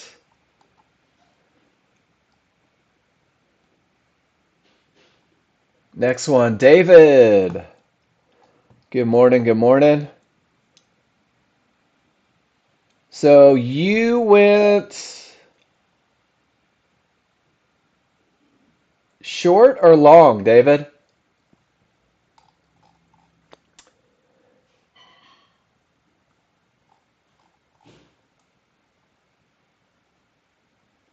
Yep, stop below the pivot, D-Rock. Where's your entry? It looks like you went short. I'm just trying to figure it out. So we're over here. We're odds favorable. Not coming from a good top, but you take the pullback to the mid-band right there. Notice the three divergences. That's problematic. Notice the termination condition. You don't even know. Do you notice that you're trading into a termination condition there, though, David? So while I agree 100% about the odds favorable momentum, I have to respectfully disagree about the clear path. No problem. The cyan lines, here, let me show you a cool trick. You ready? Oh, you guys are going to love this. So David, if this cyan line is red, price reached it and no triggers broke, right? Termination condition. What if I turn it white? Same thing? Same thing if it's yellow? Even if it's green? So, David, it's not that you have to understand anything about the lines. All you have to know is that if price reaches one and the triggers don't break, it's a termination condition. Does that make sense? No matter what the color is, it's one of the ones on that list of areas that can stop the market. Blue Fibonacci support, red Fibonacci resistance, yellow one-to-ones. No, don't let it be frustration. It will come. Frustration is the most useless emotion ever because you'll spend more energy on being frustrated than you will on taking the right trade. So, David, let's talk about the advantages of the trade. You had a loss of momentum here, which is nice. It means that it's probably going to make it to this area. You had odds favorable momentum. You're trading with the trend, and and you sold a pullback to an area of resistance. You have a lot of advantages. And as you come into that trouble spot, David, do you see how, man, it's okay. Take some profits at that problem area. Get to break even. If you lost in the end, it's just because you held on too long, right? So as you grow with chart reading in the moment, it's going to be easier and easier for you to take something on these trades. But do you notice how if you identify this as a problem, your brain says, hey, let's get paid at 52.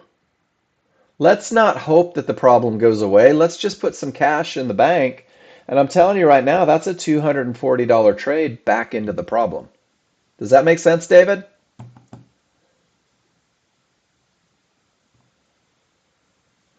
Yeah, long-term investment rules don't always work in day trading. So if there is a problem, we have to identify it and just understand that we trade the fluctuations rather than the buy and hold or the sell and hold. So you can get a little more aggressive. Get a little more aggressive on moving your stops. Get a little more aggressive on taking quick profits.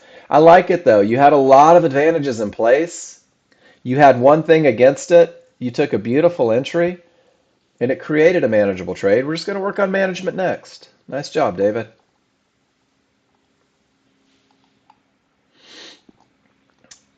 Jose de P. Ugh. There's that barely a 50-50, right? You already had three divergences. You have the split triggers, Jose. I think we talked about that one as it happened. Was it going to be 55 or was it going to be 70? And if I'm not mistaken,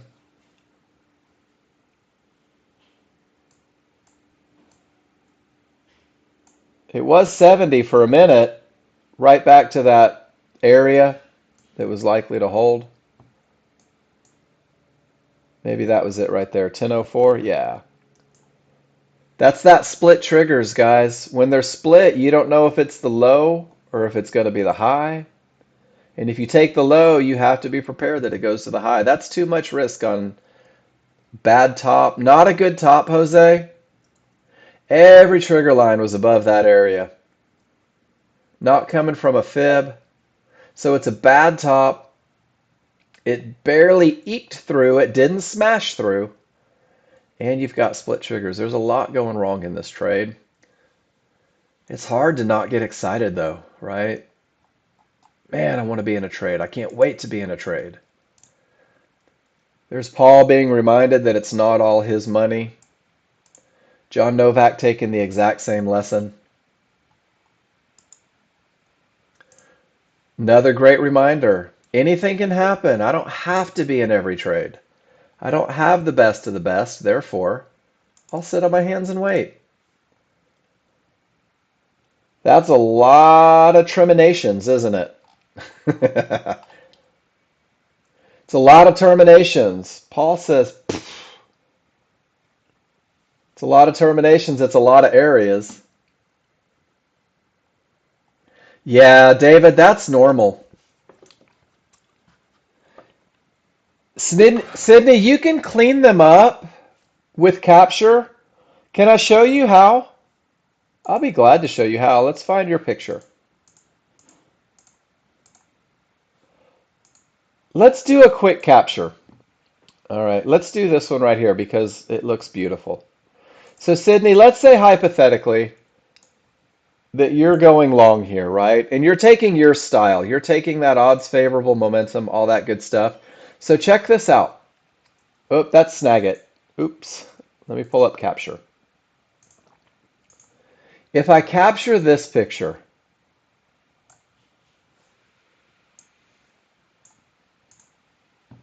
I think what we run into is just a little bit of the arrows. So your arrow, click away, start away from what you're pointing at, and draw it to.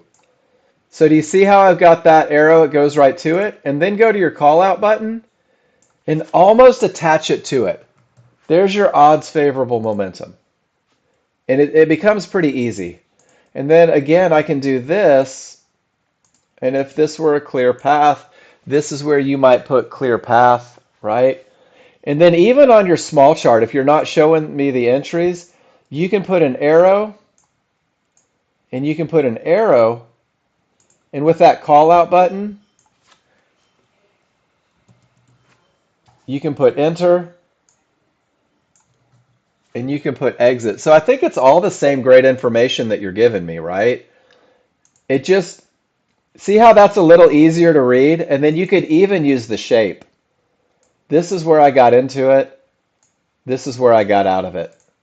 And then what I'm doing is it allows me to see the odds favorable, the clear path, and it shows me exactly where your entries and exits are on this chart, and it makes it easy to read. And then I'm just like, Sydney, you're an absolute rock star. But fortunately, I'm pretty good at reading people after a little bit. I know what you're doing, but this will make it easier for you to study as well. And I think you actually took this trade, didn't you? Yeah, just reverse the thinking a little bit. So with the arrows, it's like you left click and you're drawing towards what you want to see.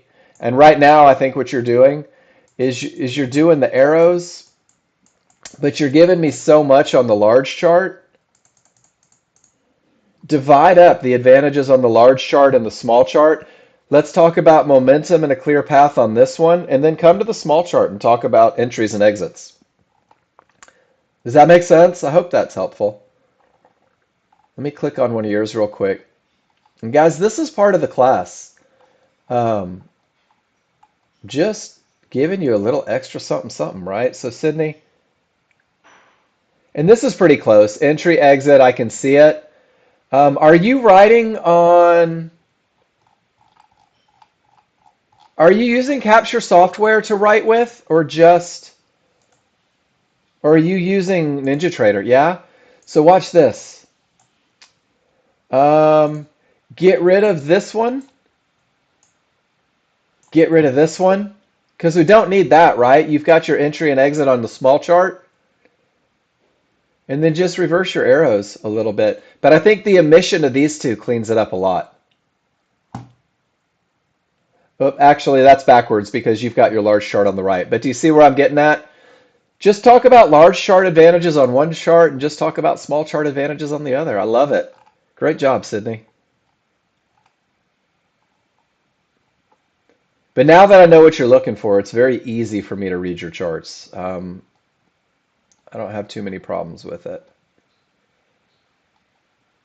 Let's see where we're at. All right, Nick EP. You said you were really trying to get in on this one. Oh, Nick, are you with me? Dude, we're going to throw 32 flavors of props at you right now. So this is one of the habits that I want you to get into, okay? If you don't mind.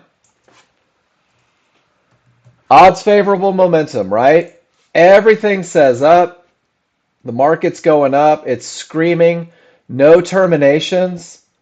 So rule number 3, Nick, says pull back to the area inside of favorable large triggers. If you had your limit order waiting right there, right at the highest point of support inside of favorable large triggers, you would have already been paid all the way up here rather than jumping in at the top. Does that make sense? You had a termination that created a full reversal. You had odds favorable momentum. Yeah, that limit order right at the areas inside of favorable large triggers. And the cool thing is, it was, D-Rock, is there is the bottom of that tail, and it lines up with that area of support inside.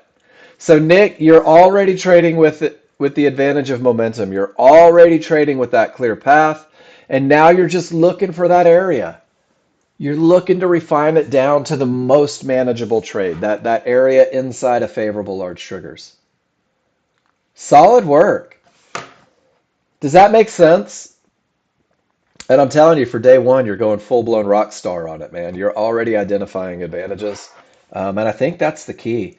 David, you can't see it. It's blurry, right? It is blurry. Nick's pictures are coming through blurry right now, and I'm not exactly sure why.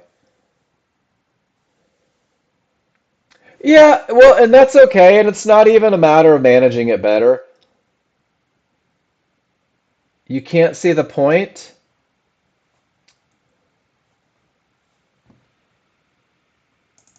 All right, David. The point that I'm making, okay, I see what you're saying. The point that I'm making is that Nick is killing it. He sees odds favorable momentum. He sees the clear path.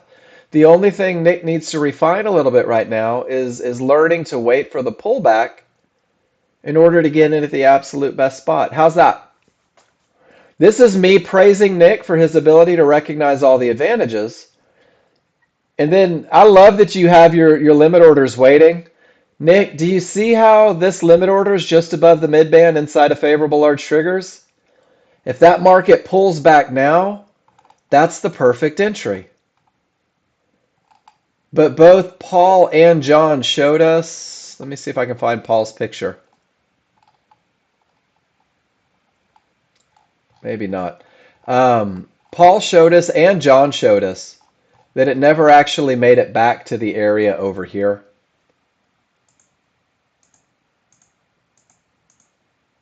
See if I can find Paul and John's charts. So many pictures. And then that was it right there. Same look. It just doesn't pull back. David, did you get the point? That when you have odds favorable momentum, when there's no termination conditions, wait for a pullback to an area inside of favorable large triggers. It creates your best of the best advantage.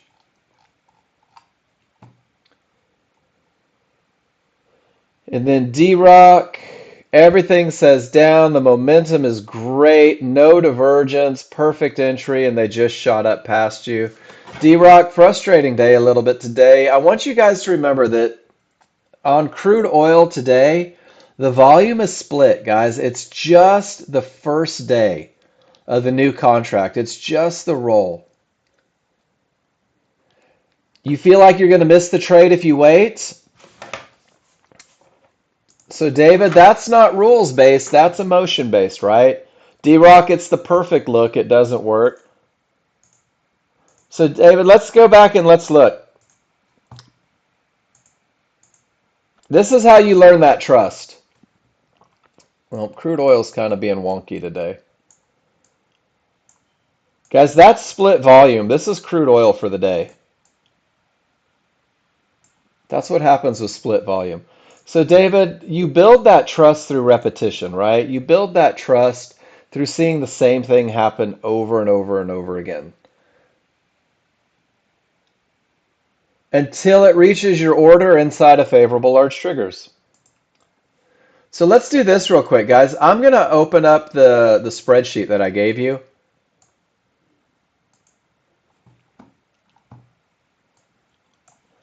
And let's go through some of the pictures together before we go any further. So David, this is how I develop trust, and I hope this is helpful.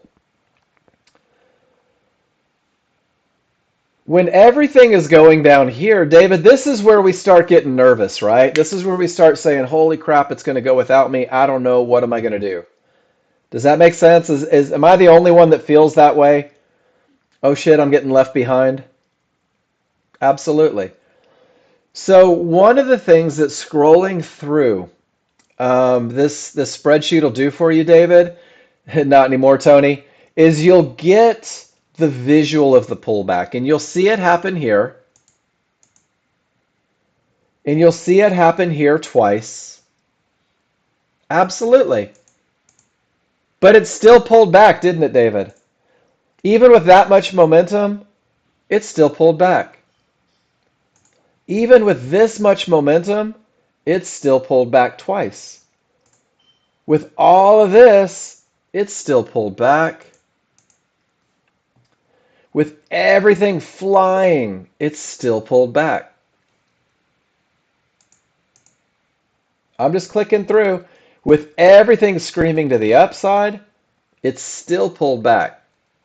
Do you see the pattern here, David? Everything was flying, but it still pulled back. This is that trust issue. This is something that I can't give you. David, this comes through repetition. This comes through experience. This comes through seeing the same thing over and over. And this is why one of the reasons that I talk to you guys and I give you guys this spreadsheet all the time is I want you to go through all of these pictures. David, we don't trade the tails. That's it. We trade the pullback to support on favorable large triggers. I see the disconnect. I got it now. I learned you gooder. I love it. Let's go find an example for you, David, because guys, this is a huge lesson. This is a great lesson. All right, David. Odds favorable, yes? Nothing in the way? Didn't reach any areas, right? This is NASDAQ. It's a little different. Do you see how it just pulled back to support right there at those triggers? That's what we're looking for. NASDAQ's a little different animal. Let's see if we can do one slow motion on the S&P. Boom, boom, boom. So it's the idea that the pullback gives us an advantage. I'm going to scroll back a little bit to it, and we're going to, what was that, 850, 850, 846, cool. All right, David.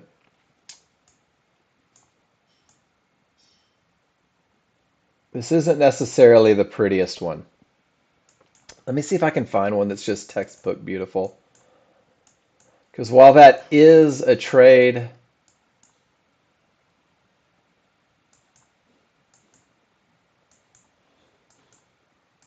and I like doing this. I think this is a great way to develop trust. And David, this is something that you can do to study. You trade them both. The large chart leads the way. I want you to embrace that idea, that the large chart leads the way. And let me show you what I mean when I say that. I just want the perfect trend trade here.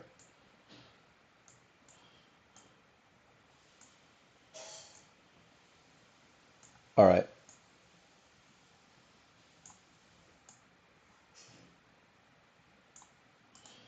When I say the large chart leads the way, David, I'm setting it up so that we can do a lesson here. Exactly. The pullbacks haven't happened yet. So, David, this is the look on your large chart.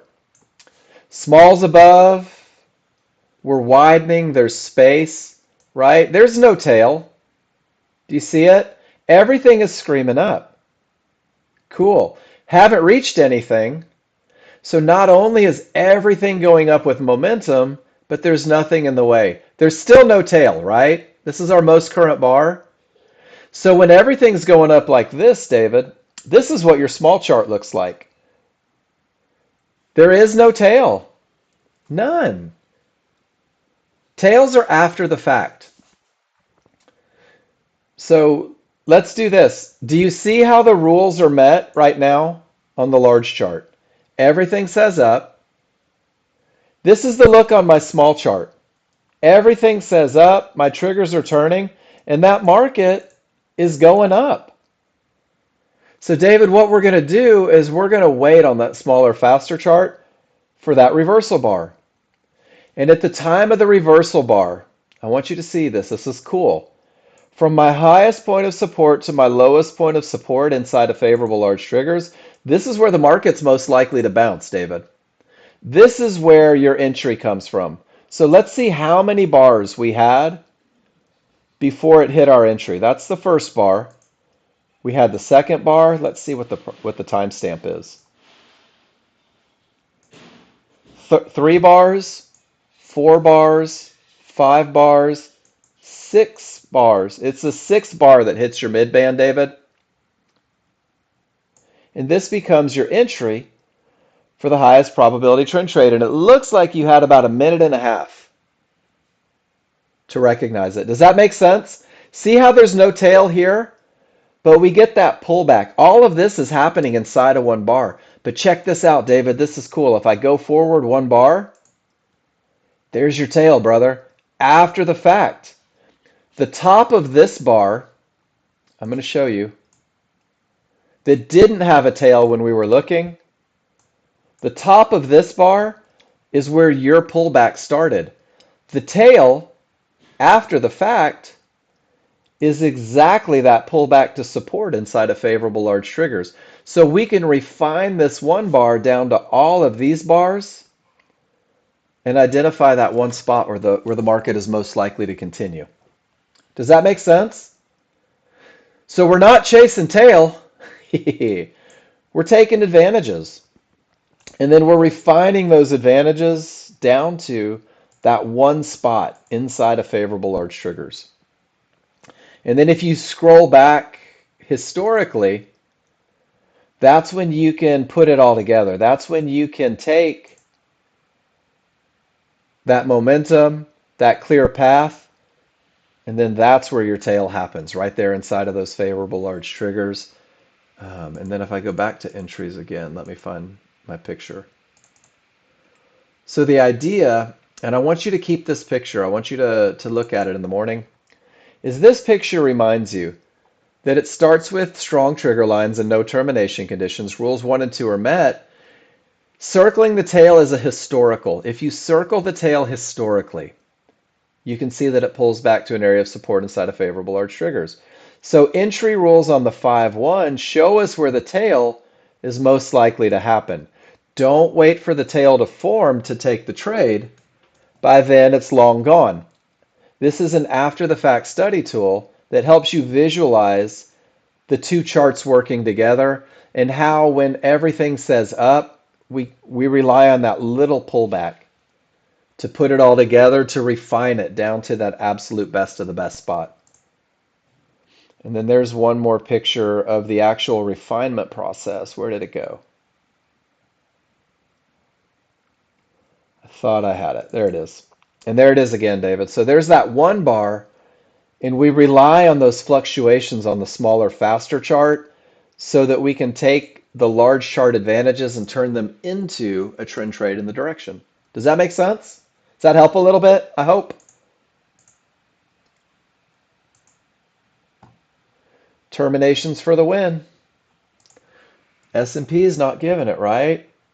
Crude oil, it's a 50-50. The smalls are through, but the large are not. I'm coming from a termination that creates a full reversal. David, check it out. Even with all that momentum, look at how there's that retracement. That's the small crowd fighting. That's that small crowd creating a little bit of a challenge to the large crowd. But guys, 85.68 isn't broken. 85.70 isn't broken. It has the potential to break because of the trigger look, but it hasn't actually broken yet, which means this is one of those medium probability 50-50s. And it also has a loss of momentum on that medium probability 50-50. David, I hope that was helpful.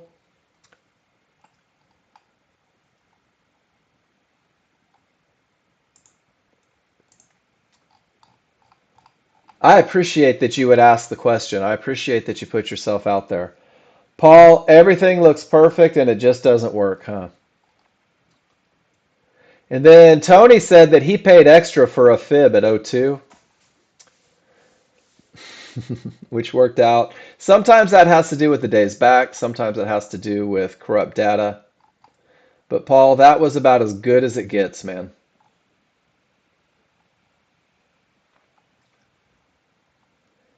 And then Gene, you had to try this one twice, you said. Everything is going up. The path is clear.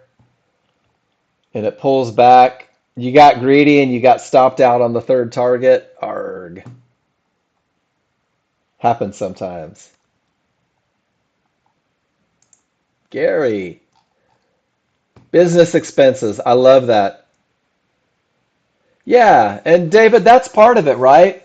Is learning the looks first. And then once you begin to learn the looks, you start piecing them together. And it's a process. It really is. And that's why I'd say stay focused on the best of the best at first. Who was this? This was Gary. Oh, Gary, you caught it. Odds favorable, clear path. You missed your pullback to support. Got in late. Oh, because it's NASDAQ.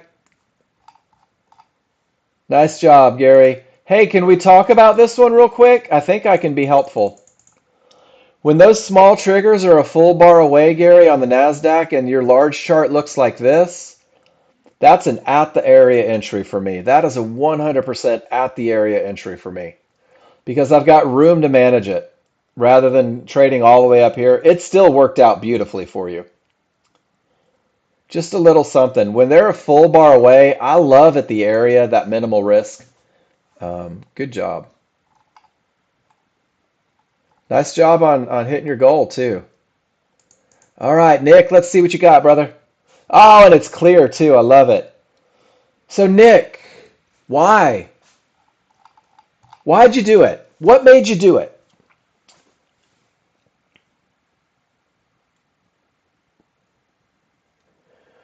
And I'm not trying to put you on the spot, but let's talk about it. If you go through and you ask yourself, you were just anxious to get to trade. I love your honesty, man. Most people won't be that honest with me. I love it. So, Nick, just for the sake of consistency, I'm going to put the trend trade checklist again on yours because I really want you to stay focused, right? And this is what I want you to write on your charts. So the first one is it coming from a termination that creates a full reversal. And dude, once again, you killed it. Absolutely. The second one says odds favorable momentum. So in order to have odds favorable momentum in a downtrend, I'm going to go back to it. And Nick, I can already tell you're one of my guys that wants to always be in the market, right? You want to always be in the market. There's a lot of you out there. We're going to break you of that habit. In order to have odds favorable momentum, Nick, is it?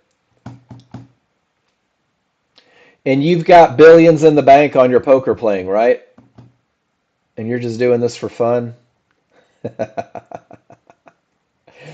In order to have odds favorable momentum, both the large and the small have to be wide in the direction of the trend. So, Nick, when we look at yours, brother, the large are still up, but the small are down.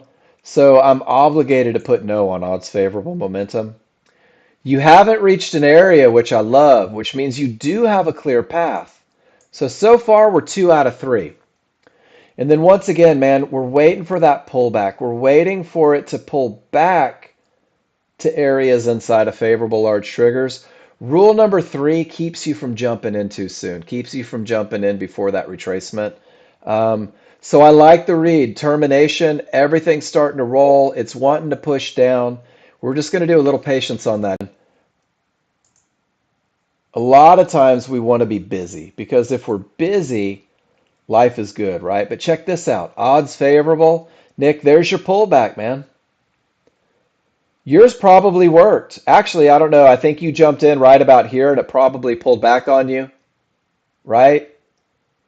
But that little bit of patience gets you to where everything is just sexy as all get out. And it goes right down to that fib. Do you see it? Termination condition creates the full reversal. Full reversal gives odds favorable. Odds favorable gives the pullback. This area has the potential to break because of the momentum, and that's only exacerbated by this great termination condition that caused it. Price reacted. The sellers took over right at that key area, and they said, I got a blue fib to get to. Smash through this one with momentum. But they said, next gen users, what do you say? We pick you up and take you down to the target. Nick, the fact that you're already trading with the trend, that you're already looking in the right direction is a huge victory on day one. It really is. And I'm a big fan of celebrating victories. So imagine, and I'm gonna ask you in 4 days. I'm gonna be like, so Nick, does it look different? You're gonna be like, holy crap, it's like a completely different language now. Once you get a couple days of repetition in there, and we'll build that patience piece. The demo account balance isn't showing yet. If you right click in the gray area on your chart trader, Nick, and go to properties, right down at the very bottom, one of the options is show P&L when the trade is closed. Put a check mark next to it, and it'll show you where you're at for the day. And then Paul, anything can happen triggers. You got emotional because of it, and you got out too soon. It pushed below. This is one where I might take it twice. Oh, you just don't like it. You're day one, Nick. You're day one. It took me 4 shots on college algebra to get a grade even close to respectful. So it takes a little bit. It's a path. It's a marathon. Hey, Paul, perfect entry, right? They push lower because of the lack of momentum. Paul, I don't know if you can hear me or not, but this is one of those times where that reversal bar might be a good idea, right? If you're coming through, you don't have the momentum, you've got 1, 2, 3 areas where it may bounce, might be a good shot to wait for that reversal bar.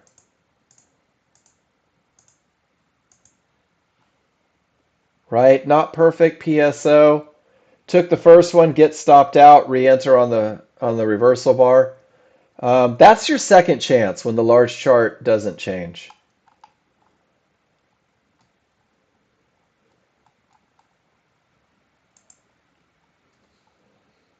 And then Gary, $400 sim loss, 1615 and combine. Nice job, Gary. Guys, I want you to see this. And this isn't why Gary's showing it. Gary's saying, look at me. And you should, right? But check it out, guys. Positive profits, almost $700 in losses. Almost $700 in losses. And he's still positive on the day. Small losses are a normal part of a positive equity curve, my friends. I can't stress that enough. Gene, you say you need to rebuild. I would rebuild then. Because, yeah, Gene, this is a perfect look. That is absolutely a perfect look. But one thing that I noticed, Gene, well, I can't really line it up. Nice, Gary. It takes time, doesn't it? If I could look at a 5-1, Gene, I could make a decision on whether or not your synthetics were printing, because it looks like you had one over here and it stopped. So that's a perfect look. I agree. But I think mine are pretty similar with everyone else's. Hopefully, we can get you where you need to be. And it looks like you took that one twice. There's your pullback. Everything says down. You take it at the HVA, and it hit all three. That was nice that the market gave it back to you. This one just gave us a little more bounce than you were looking for. Yeah, Gary. So can I translate what tend to get chewed up? Oh, so Gene, that's it. Is you robbed yourself of areas. You took away some real important information by taking those synthetics off. And that goes back to, all three time frames are put on there for a reason. And when you take them off, you're taking things up. Ah, very nice, Gary. So, Gary, when you say you tend to get chewed up trading channels, let me tell you what I hear. And guys, tell me if I'm wrong here. When somebody tells me that they get chewed up trading channels, let's do one right here. More often than not, they're either breaking rule one or two.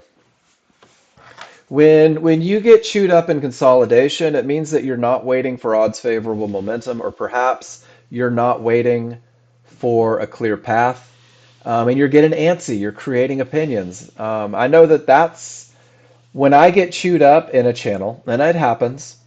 It's because I'm anticipating a breakout rather than waiting for a breakout. It's because I'm anticipating um, one thing rather than the other, or you're staring at the wrong chart, not letting the large chart lead the way, right? That's got to be it. The large chart always has to lead the way, Ron. And then D-Rock, you took a 50-50 shot. It's tight, dude.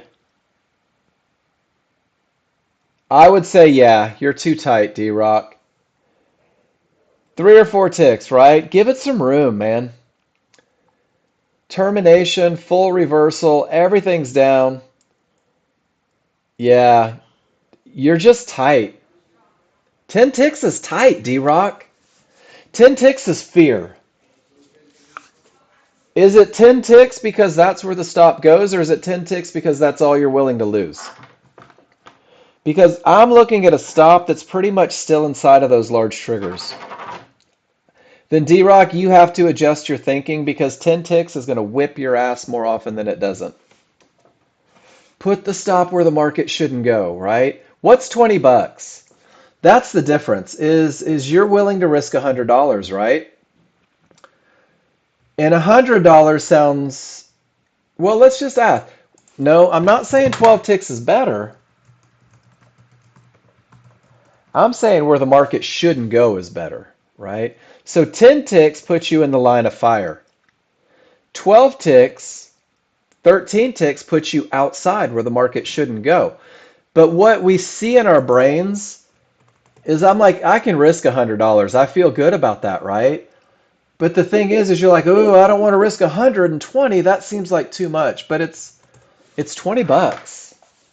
It's 20 bucks for the potential to make 450, 500. That's what you're adding on to it.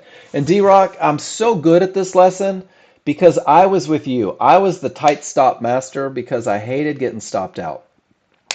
Because I didn't trust everything that was happening over here yet. So I love it. With a great top, I would take this one with divergence too. But remember, when areas aren't broken yet, it can fluctuate a little harder. But that good top makes me feel really good about it. So yeah, just a little tight, man. And D-Rock, these are all the cool things that you have to go through now before you go live. Because if you do, going live's easier. You've seen every scenario. When I raced motorcycles, I had a guy, He was on the edge all the time. And I was like, dude. And he goes, if I don't know where my limits are, how can I reach them? If I don't go screaming past my limits every now and then, how on earth do I know where they are, right? So we're just picking limits. Great job, dude. I would kill to be on your path. Safia, everything says up on a 50-50. You take a pullback to support inside and say, you know what? Let's get paid. I love it. And then down here, bad bottom, everything says down. You do let the large chart come up and break through. And you get paid up to the fib. This one gives me heartburn. This one I love all day. No, you're okay. The cool thing is I don't have to love your trades, and I'm glad that you've overtaken Ron's place as making me sick. I love it though. And I know that your small chart gave you information that I don't see, right? I see those divergences printing. I see that there wasn't any momentum against you. The trend was against you, but those triggers were flat. So when everything got to the other side and you had that immediate momentum, what a great opportunity. But for the sake of the class, I got to say, Safia, stop trading against the trend. But you do it wonderfully because you have a plan, because you know exactly what you're looking for. It's nice to see you back in the room. I missed you a little bit. You guys are like my children, and I watch you grow up, and it's so much fun for me to see you get good at things.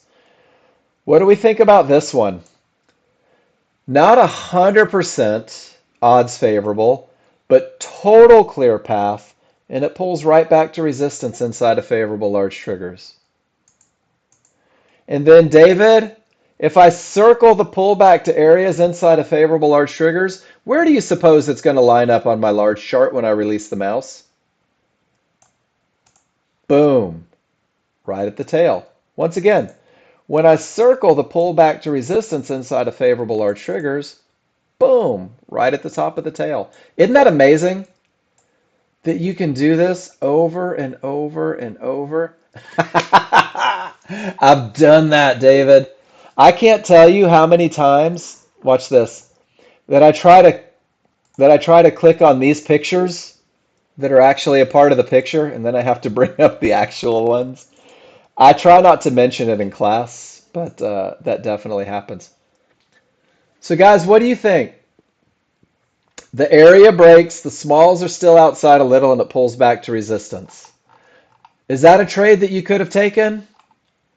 D-Rock, did you catch it?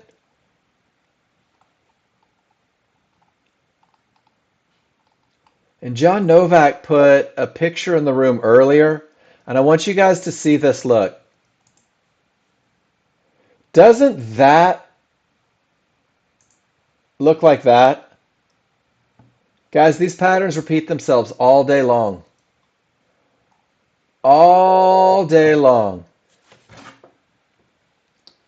David Bout, there's no such thing.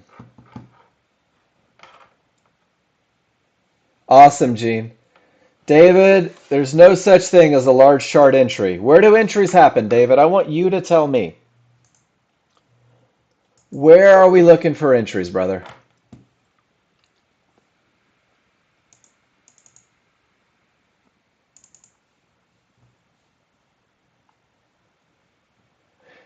Not 100% D-Rock. They were outside. They weren't inside, right? They were flirting with the idea.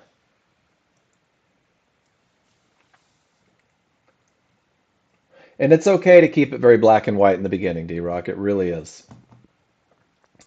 So, David, if the large chart has momentum, if the large chart has no termination conditions, it's the small chart where we look for entries. So what if I do this? What if I take this picture and text? Ready? All caps. Entry chart. Does that help? I say big, small, big chart, small chart. Why don't I say large chart and entry chart? And I'm going to replace the one that I have. So, David, thank you. I am going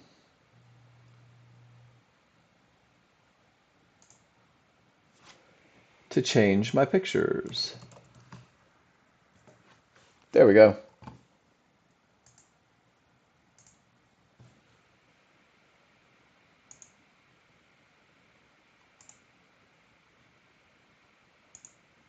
This is how the class grows. So, D-Rock, check it out. Odds favorable. I want to talk about this. This is odds favorable, right? Separation between the two. We don't have anything can happen yet. That's anything can happen. Small's inside, right? So D-Rock, we're caught somewhere between odds favorable and anything can happen. Does that make sense? We're not inside, but there's not huge separation. So let's weigh the other advantages. I have the advantage of a clear path. I have a tiny little area inside of favorable large triggers. We're back to the bar fight, D-Rock. Yeah, so I love this look. And then Ron, oh man, enjoy the crab legs. I'm gonna go find some Austin barbecue today, I think. So that's one. Everything's below. And guys, this will help you out a lot. So D-Rock, let's talk termination conditions. Just the textbook recipe for termination conditions. If price pulls back to resistance and all the trigger lines remain below, that says don't go long, right? It may stop the market, it may reverse the market. Kind of cool, right? And then you just couple all the other advantages in there. These are harder to catch when they're like that, when it doesn't have that best of the best look. These are the ones that find their way into your plan a little later in life, typically, I think. Termination, full reversal. We're starting to get odds favorable, but a million divergences. 50-50 trade with divergence.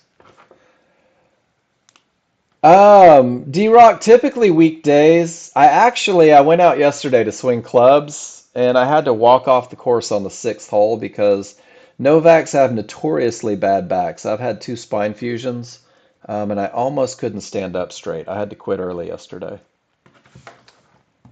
But I want to. I'm here through the 14th of November. So yeah, it's funny because John and I both give the illusion of being big, strong men, and we're both just horribly disfigured on the inside. That's all the pictures, guys. Nice job. We made it through. You were getting run over today, Daryl, but this was fun. Daryl, do you know why you're getting run over? Yeah, Tony, your wife is probably right. I love this. Everything says up, the path is clear, the pullback is easy, and that's just Moneysville. Nice job, Daryl.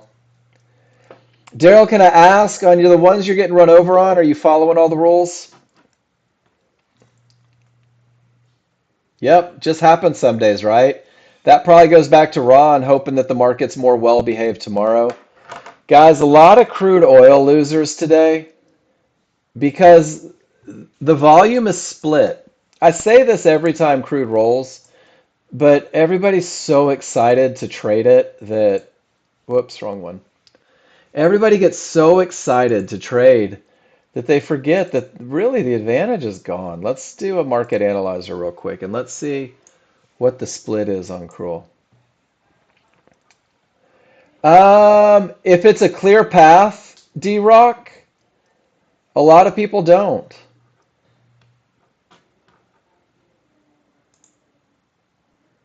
But it depends. Is it a clear path or is it a 50-50? Right? And then if it's a 50-50, is it coming from a good top? So I know which one you're talking about, D-Rock.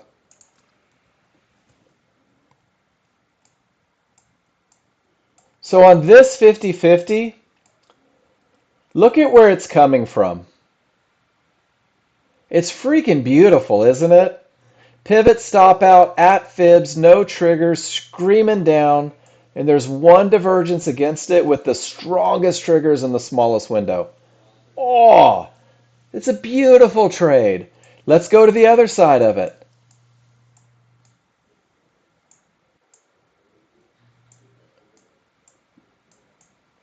50/50s, not from a strong top or bottom. There's a lot more fluctuation. Um, so for me on 50/50s has a lot to do with where it's coming from. Oh my gosh, I totally brain farted. Where are we?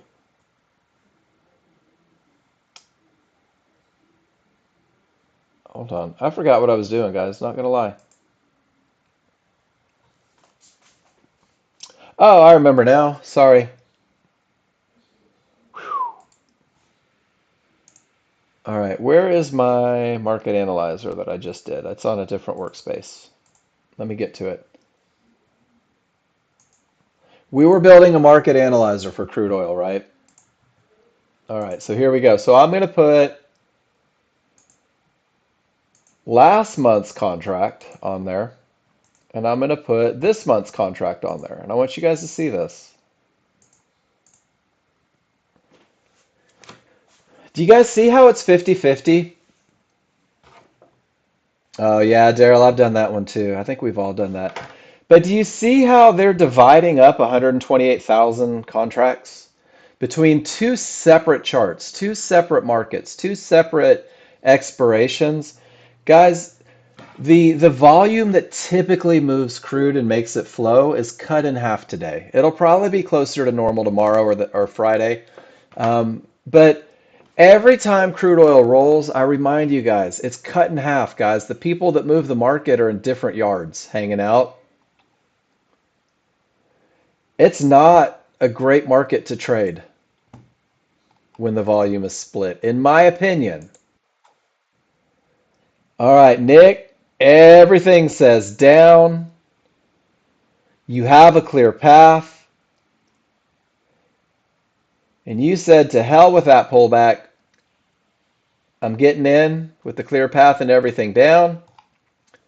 Hey, Gene, have a good one, man. How did this one turn out? Nick, let's go look at crude real quick.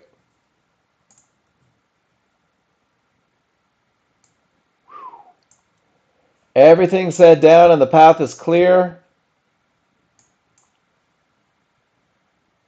Didn't pull out in time for the pullback. There's that darn pullback again, huh? Rule number 3. So you got in somewhere right here, and sure enough, rule number 3 came into effect. You're going to learn to trust it. But once again, dude, clear path. Everything says down, right? So this is more of a momentum style trade. Do you see that big blue fib at 84.79? Is that what created the bounce, or did it bounce before that? Either way, a little bit before. Right on. So this trade with the clear path without the pullback just has to be managed a little different. Ron C. started people talking about this trade. This is a trade where he'll take $100. So his target is about where yours is, but he gets break even fast. He protects his investment fast because those pullbacks tend to happen. Again, it's a great look though, Nick. Your brain is in the right spot without a doubt. And then Paul, man, that's an ugly 50/50, brother. It's just barely through, barely through. And then divergence. Let's talk about the difference between 50/50s, right? I'm glad that you got in and I'm glad that it made it. Can we talk about a couple things, guys? And I do this not on NASDAQ.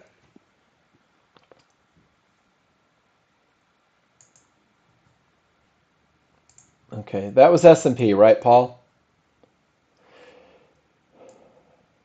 So decisions The sellers push down. Decisions are made at support. Paul, if this line had gone 4 ticks lower, you would have taken the short, right? Same look. But decisions are being made this close to fibs, and that support holds. When they smash, it's easy to get through them.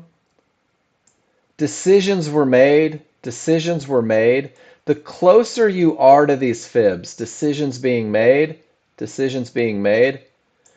closer you are to these fibs, the divergence, the weakened triggers, the more likely there is for fluctuation. Does that make sense?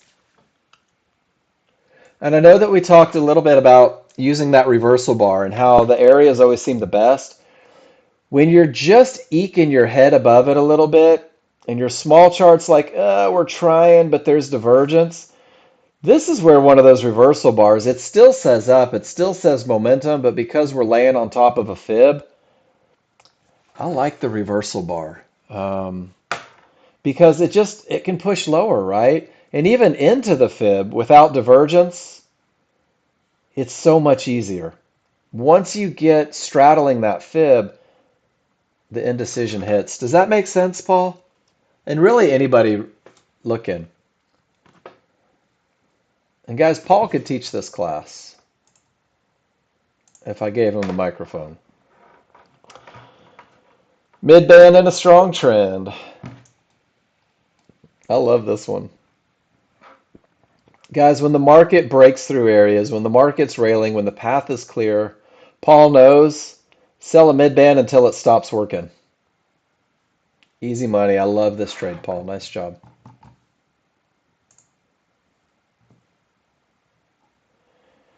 And then once you get above it, there's that quick pullback, right? You just had to ride that one out a little bit.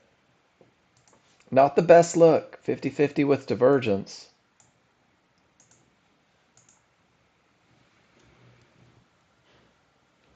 There's those weak triggers. 3 divergences in the same location. Takes you right to resistance with absolutely no triggers breaking through it. What a great opportunity to sit on your hands.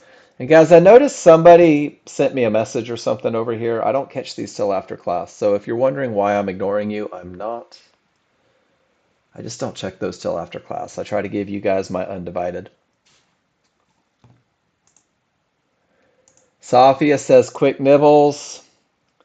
Everything says up. You grab that quick little pullback and you're out fast. I love it. Momentum style trade.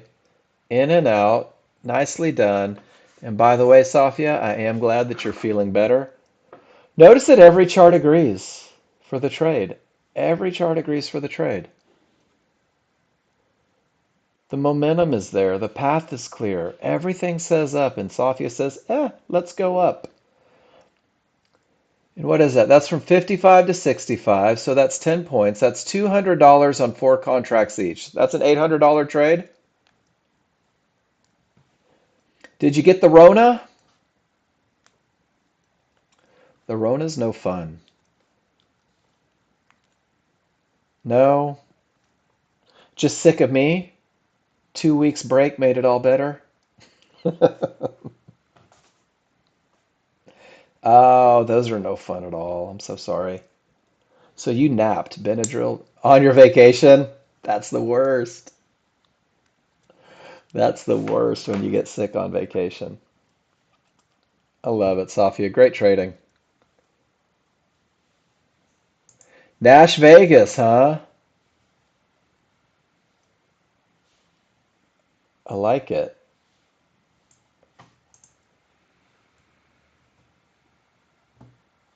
Guys, this is the NASDAQ. A little bit of overrun. Flies right down. Here's the S&P. Weak triggers. Divergences. Definitely no advantage of momentum. And then crude oil. We can't fight the trend, but we can't trade indeterminations. Egads and little fishes. We have to sit on our hands and do nothing. What would you guys like to talk about for the last 20 minutes?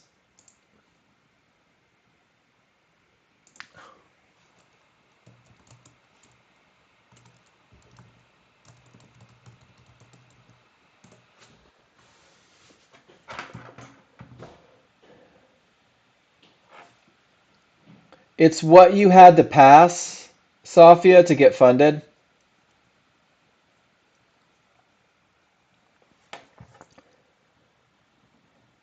No, the combine is the qualifier. Just same thing. Just a different word for it. Freddie, I don't make recommendations, but I sure do like the S&P. And then Daryl, what do you want to talk about?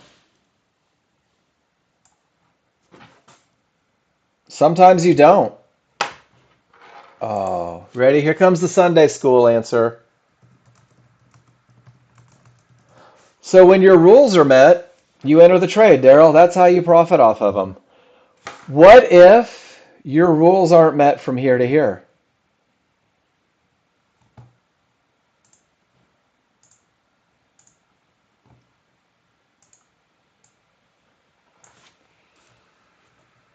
If my rules are not met in this move,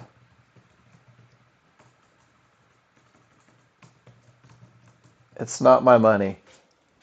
That's hard, isn't it, Daryl? If I didn't get an entry between here and here, it's not my money. It sucks to watch the market go 50 points without you. But guys, remember that everything that we do is statistical advantages. Everything we do is about having the absolute best of the best. So, Daryl, sometimes, unfortunately, there's just nothing to do, right? And you have to wait for those advantages to come back. I've done it. I've watched it, and it's gone without me. David, super simple equation. How far do the triggers have to go for the area to be broken? Both small and large have to break the area. They do. Daryl, because it's all patterns, it's all emotion and greed. Guarantee as good as you are at patterns, there's somebody on the other side of your trade that's better, and they know exactly where you're going to put your stop. They know exactly how far they need to push it to get you. So, David, it's really that simple, man. Small and large get to the other side. So let's do it real quick.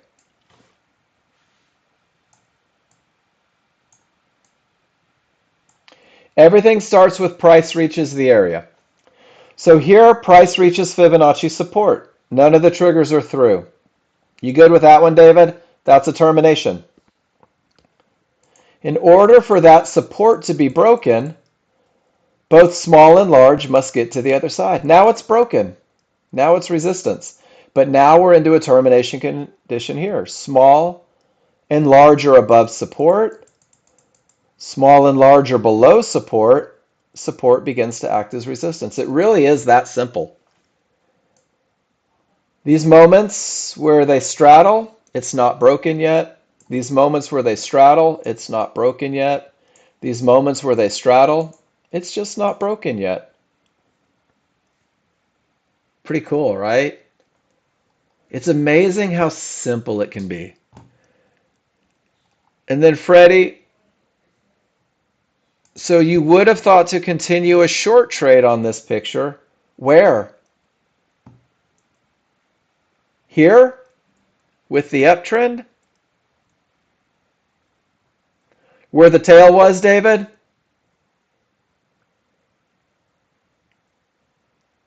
Right there? Before it hit that fib?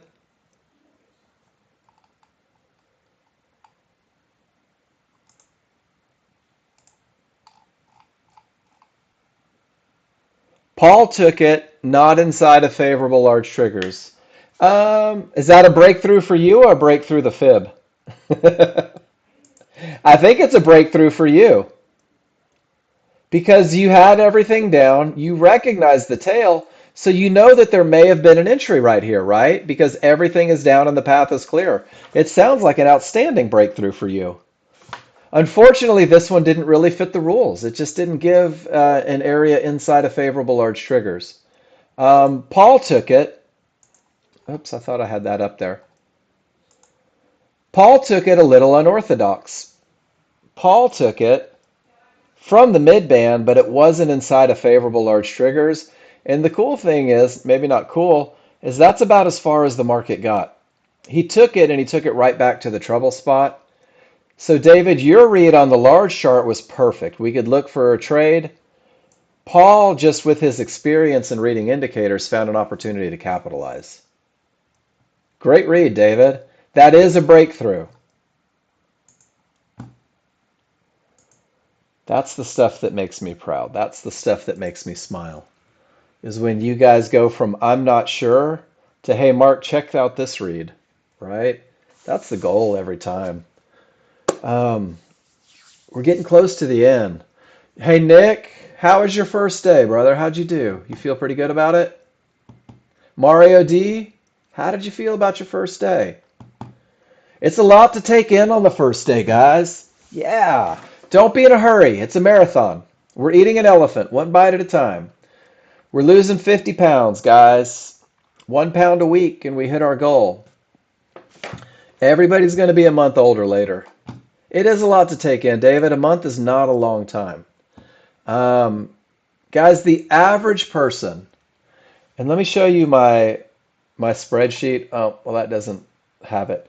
Your spreadsheet is labeled 90-day worksheet, right? 90 days to really just start getting the groove. Debbie, have a great afternoon. Thanks for being here. You should be rich already. I know, right? You paid for software. Guys, it's 90 days. It's keep it simple. It's embrace the path. It's embrace the idea that it can be done. You're watching people do it all day.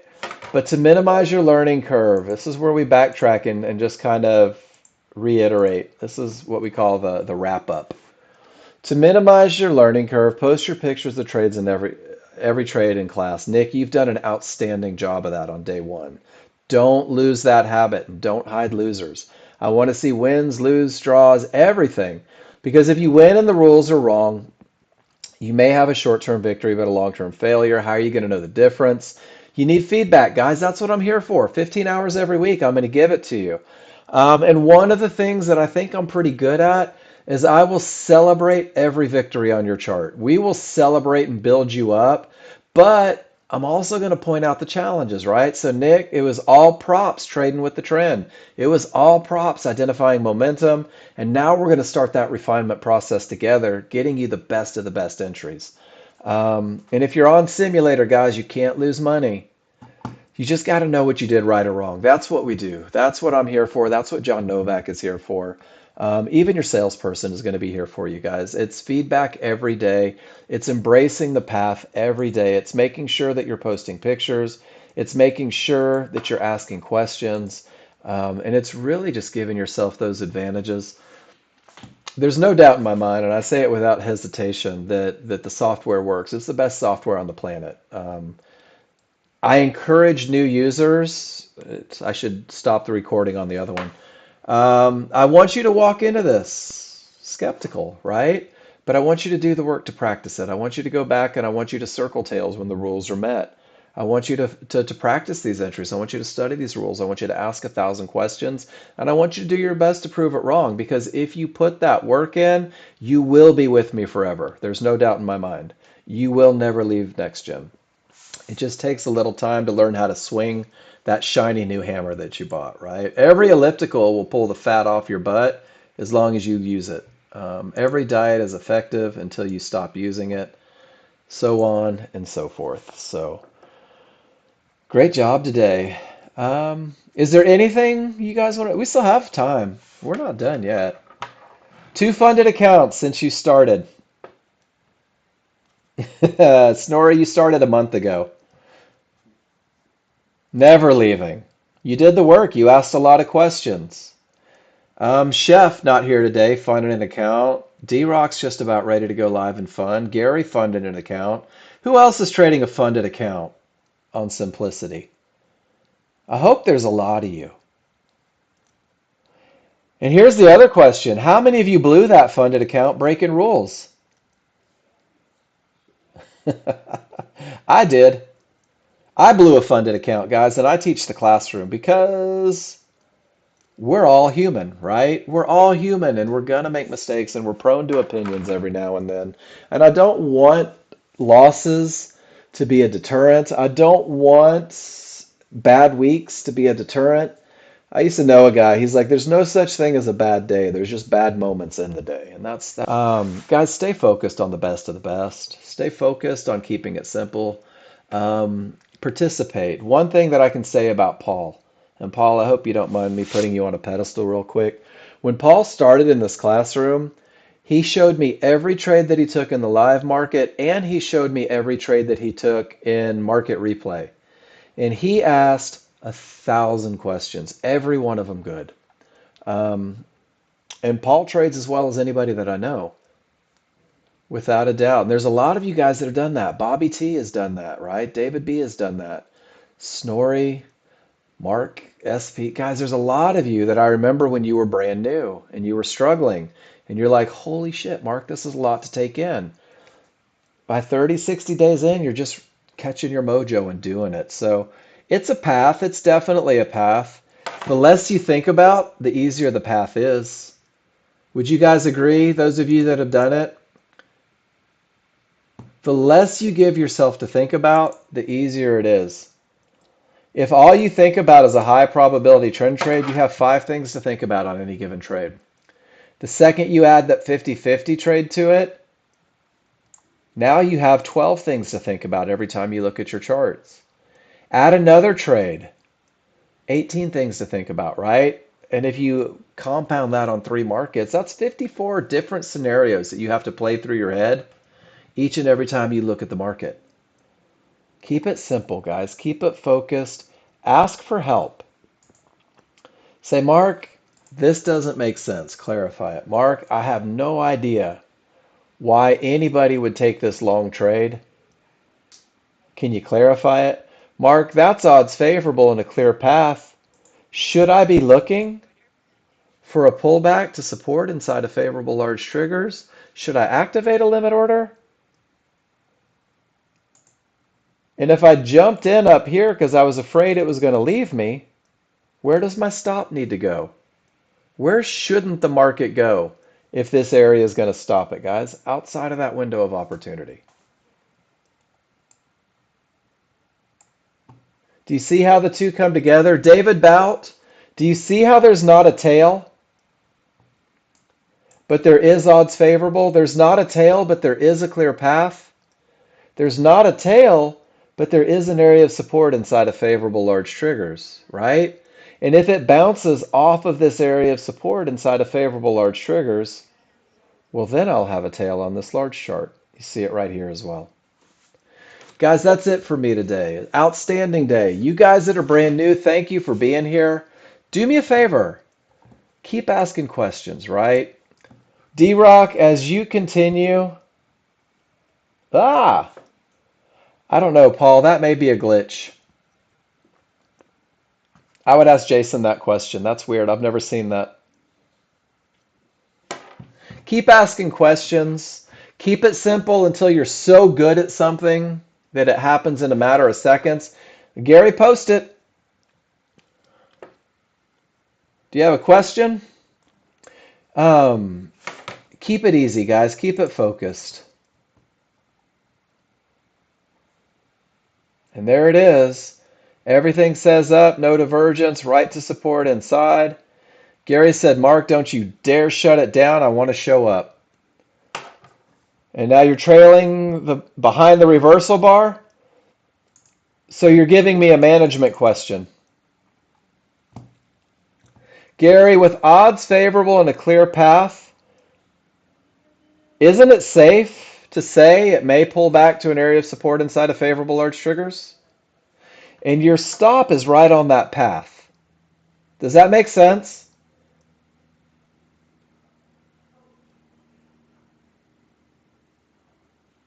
Okay.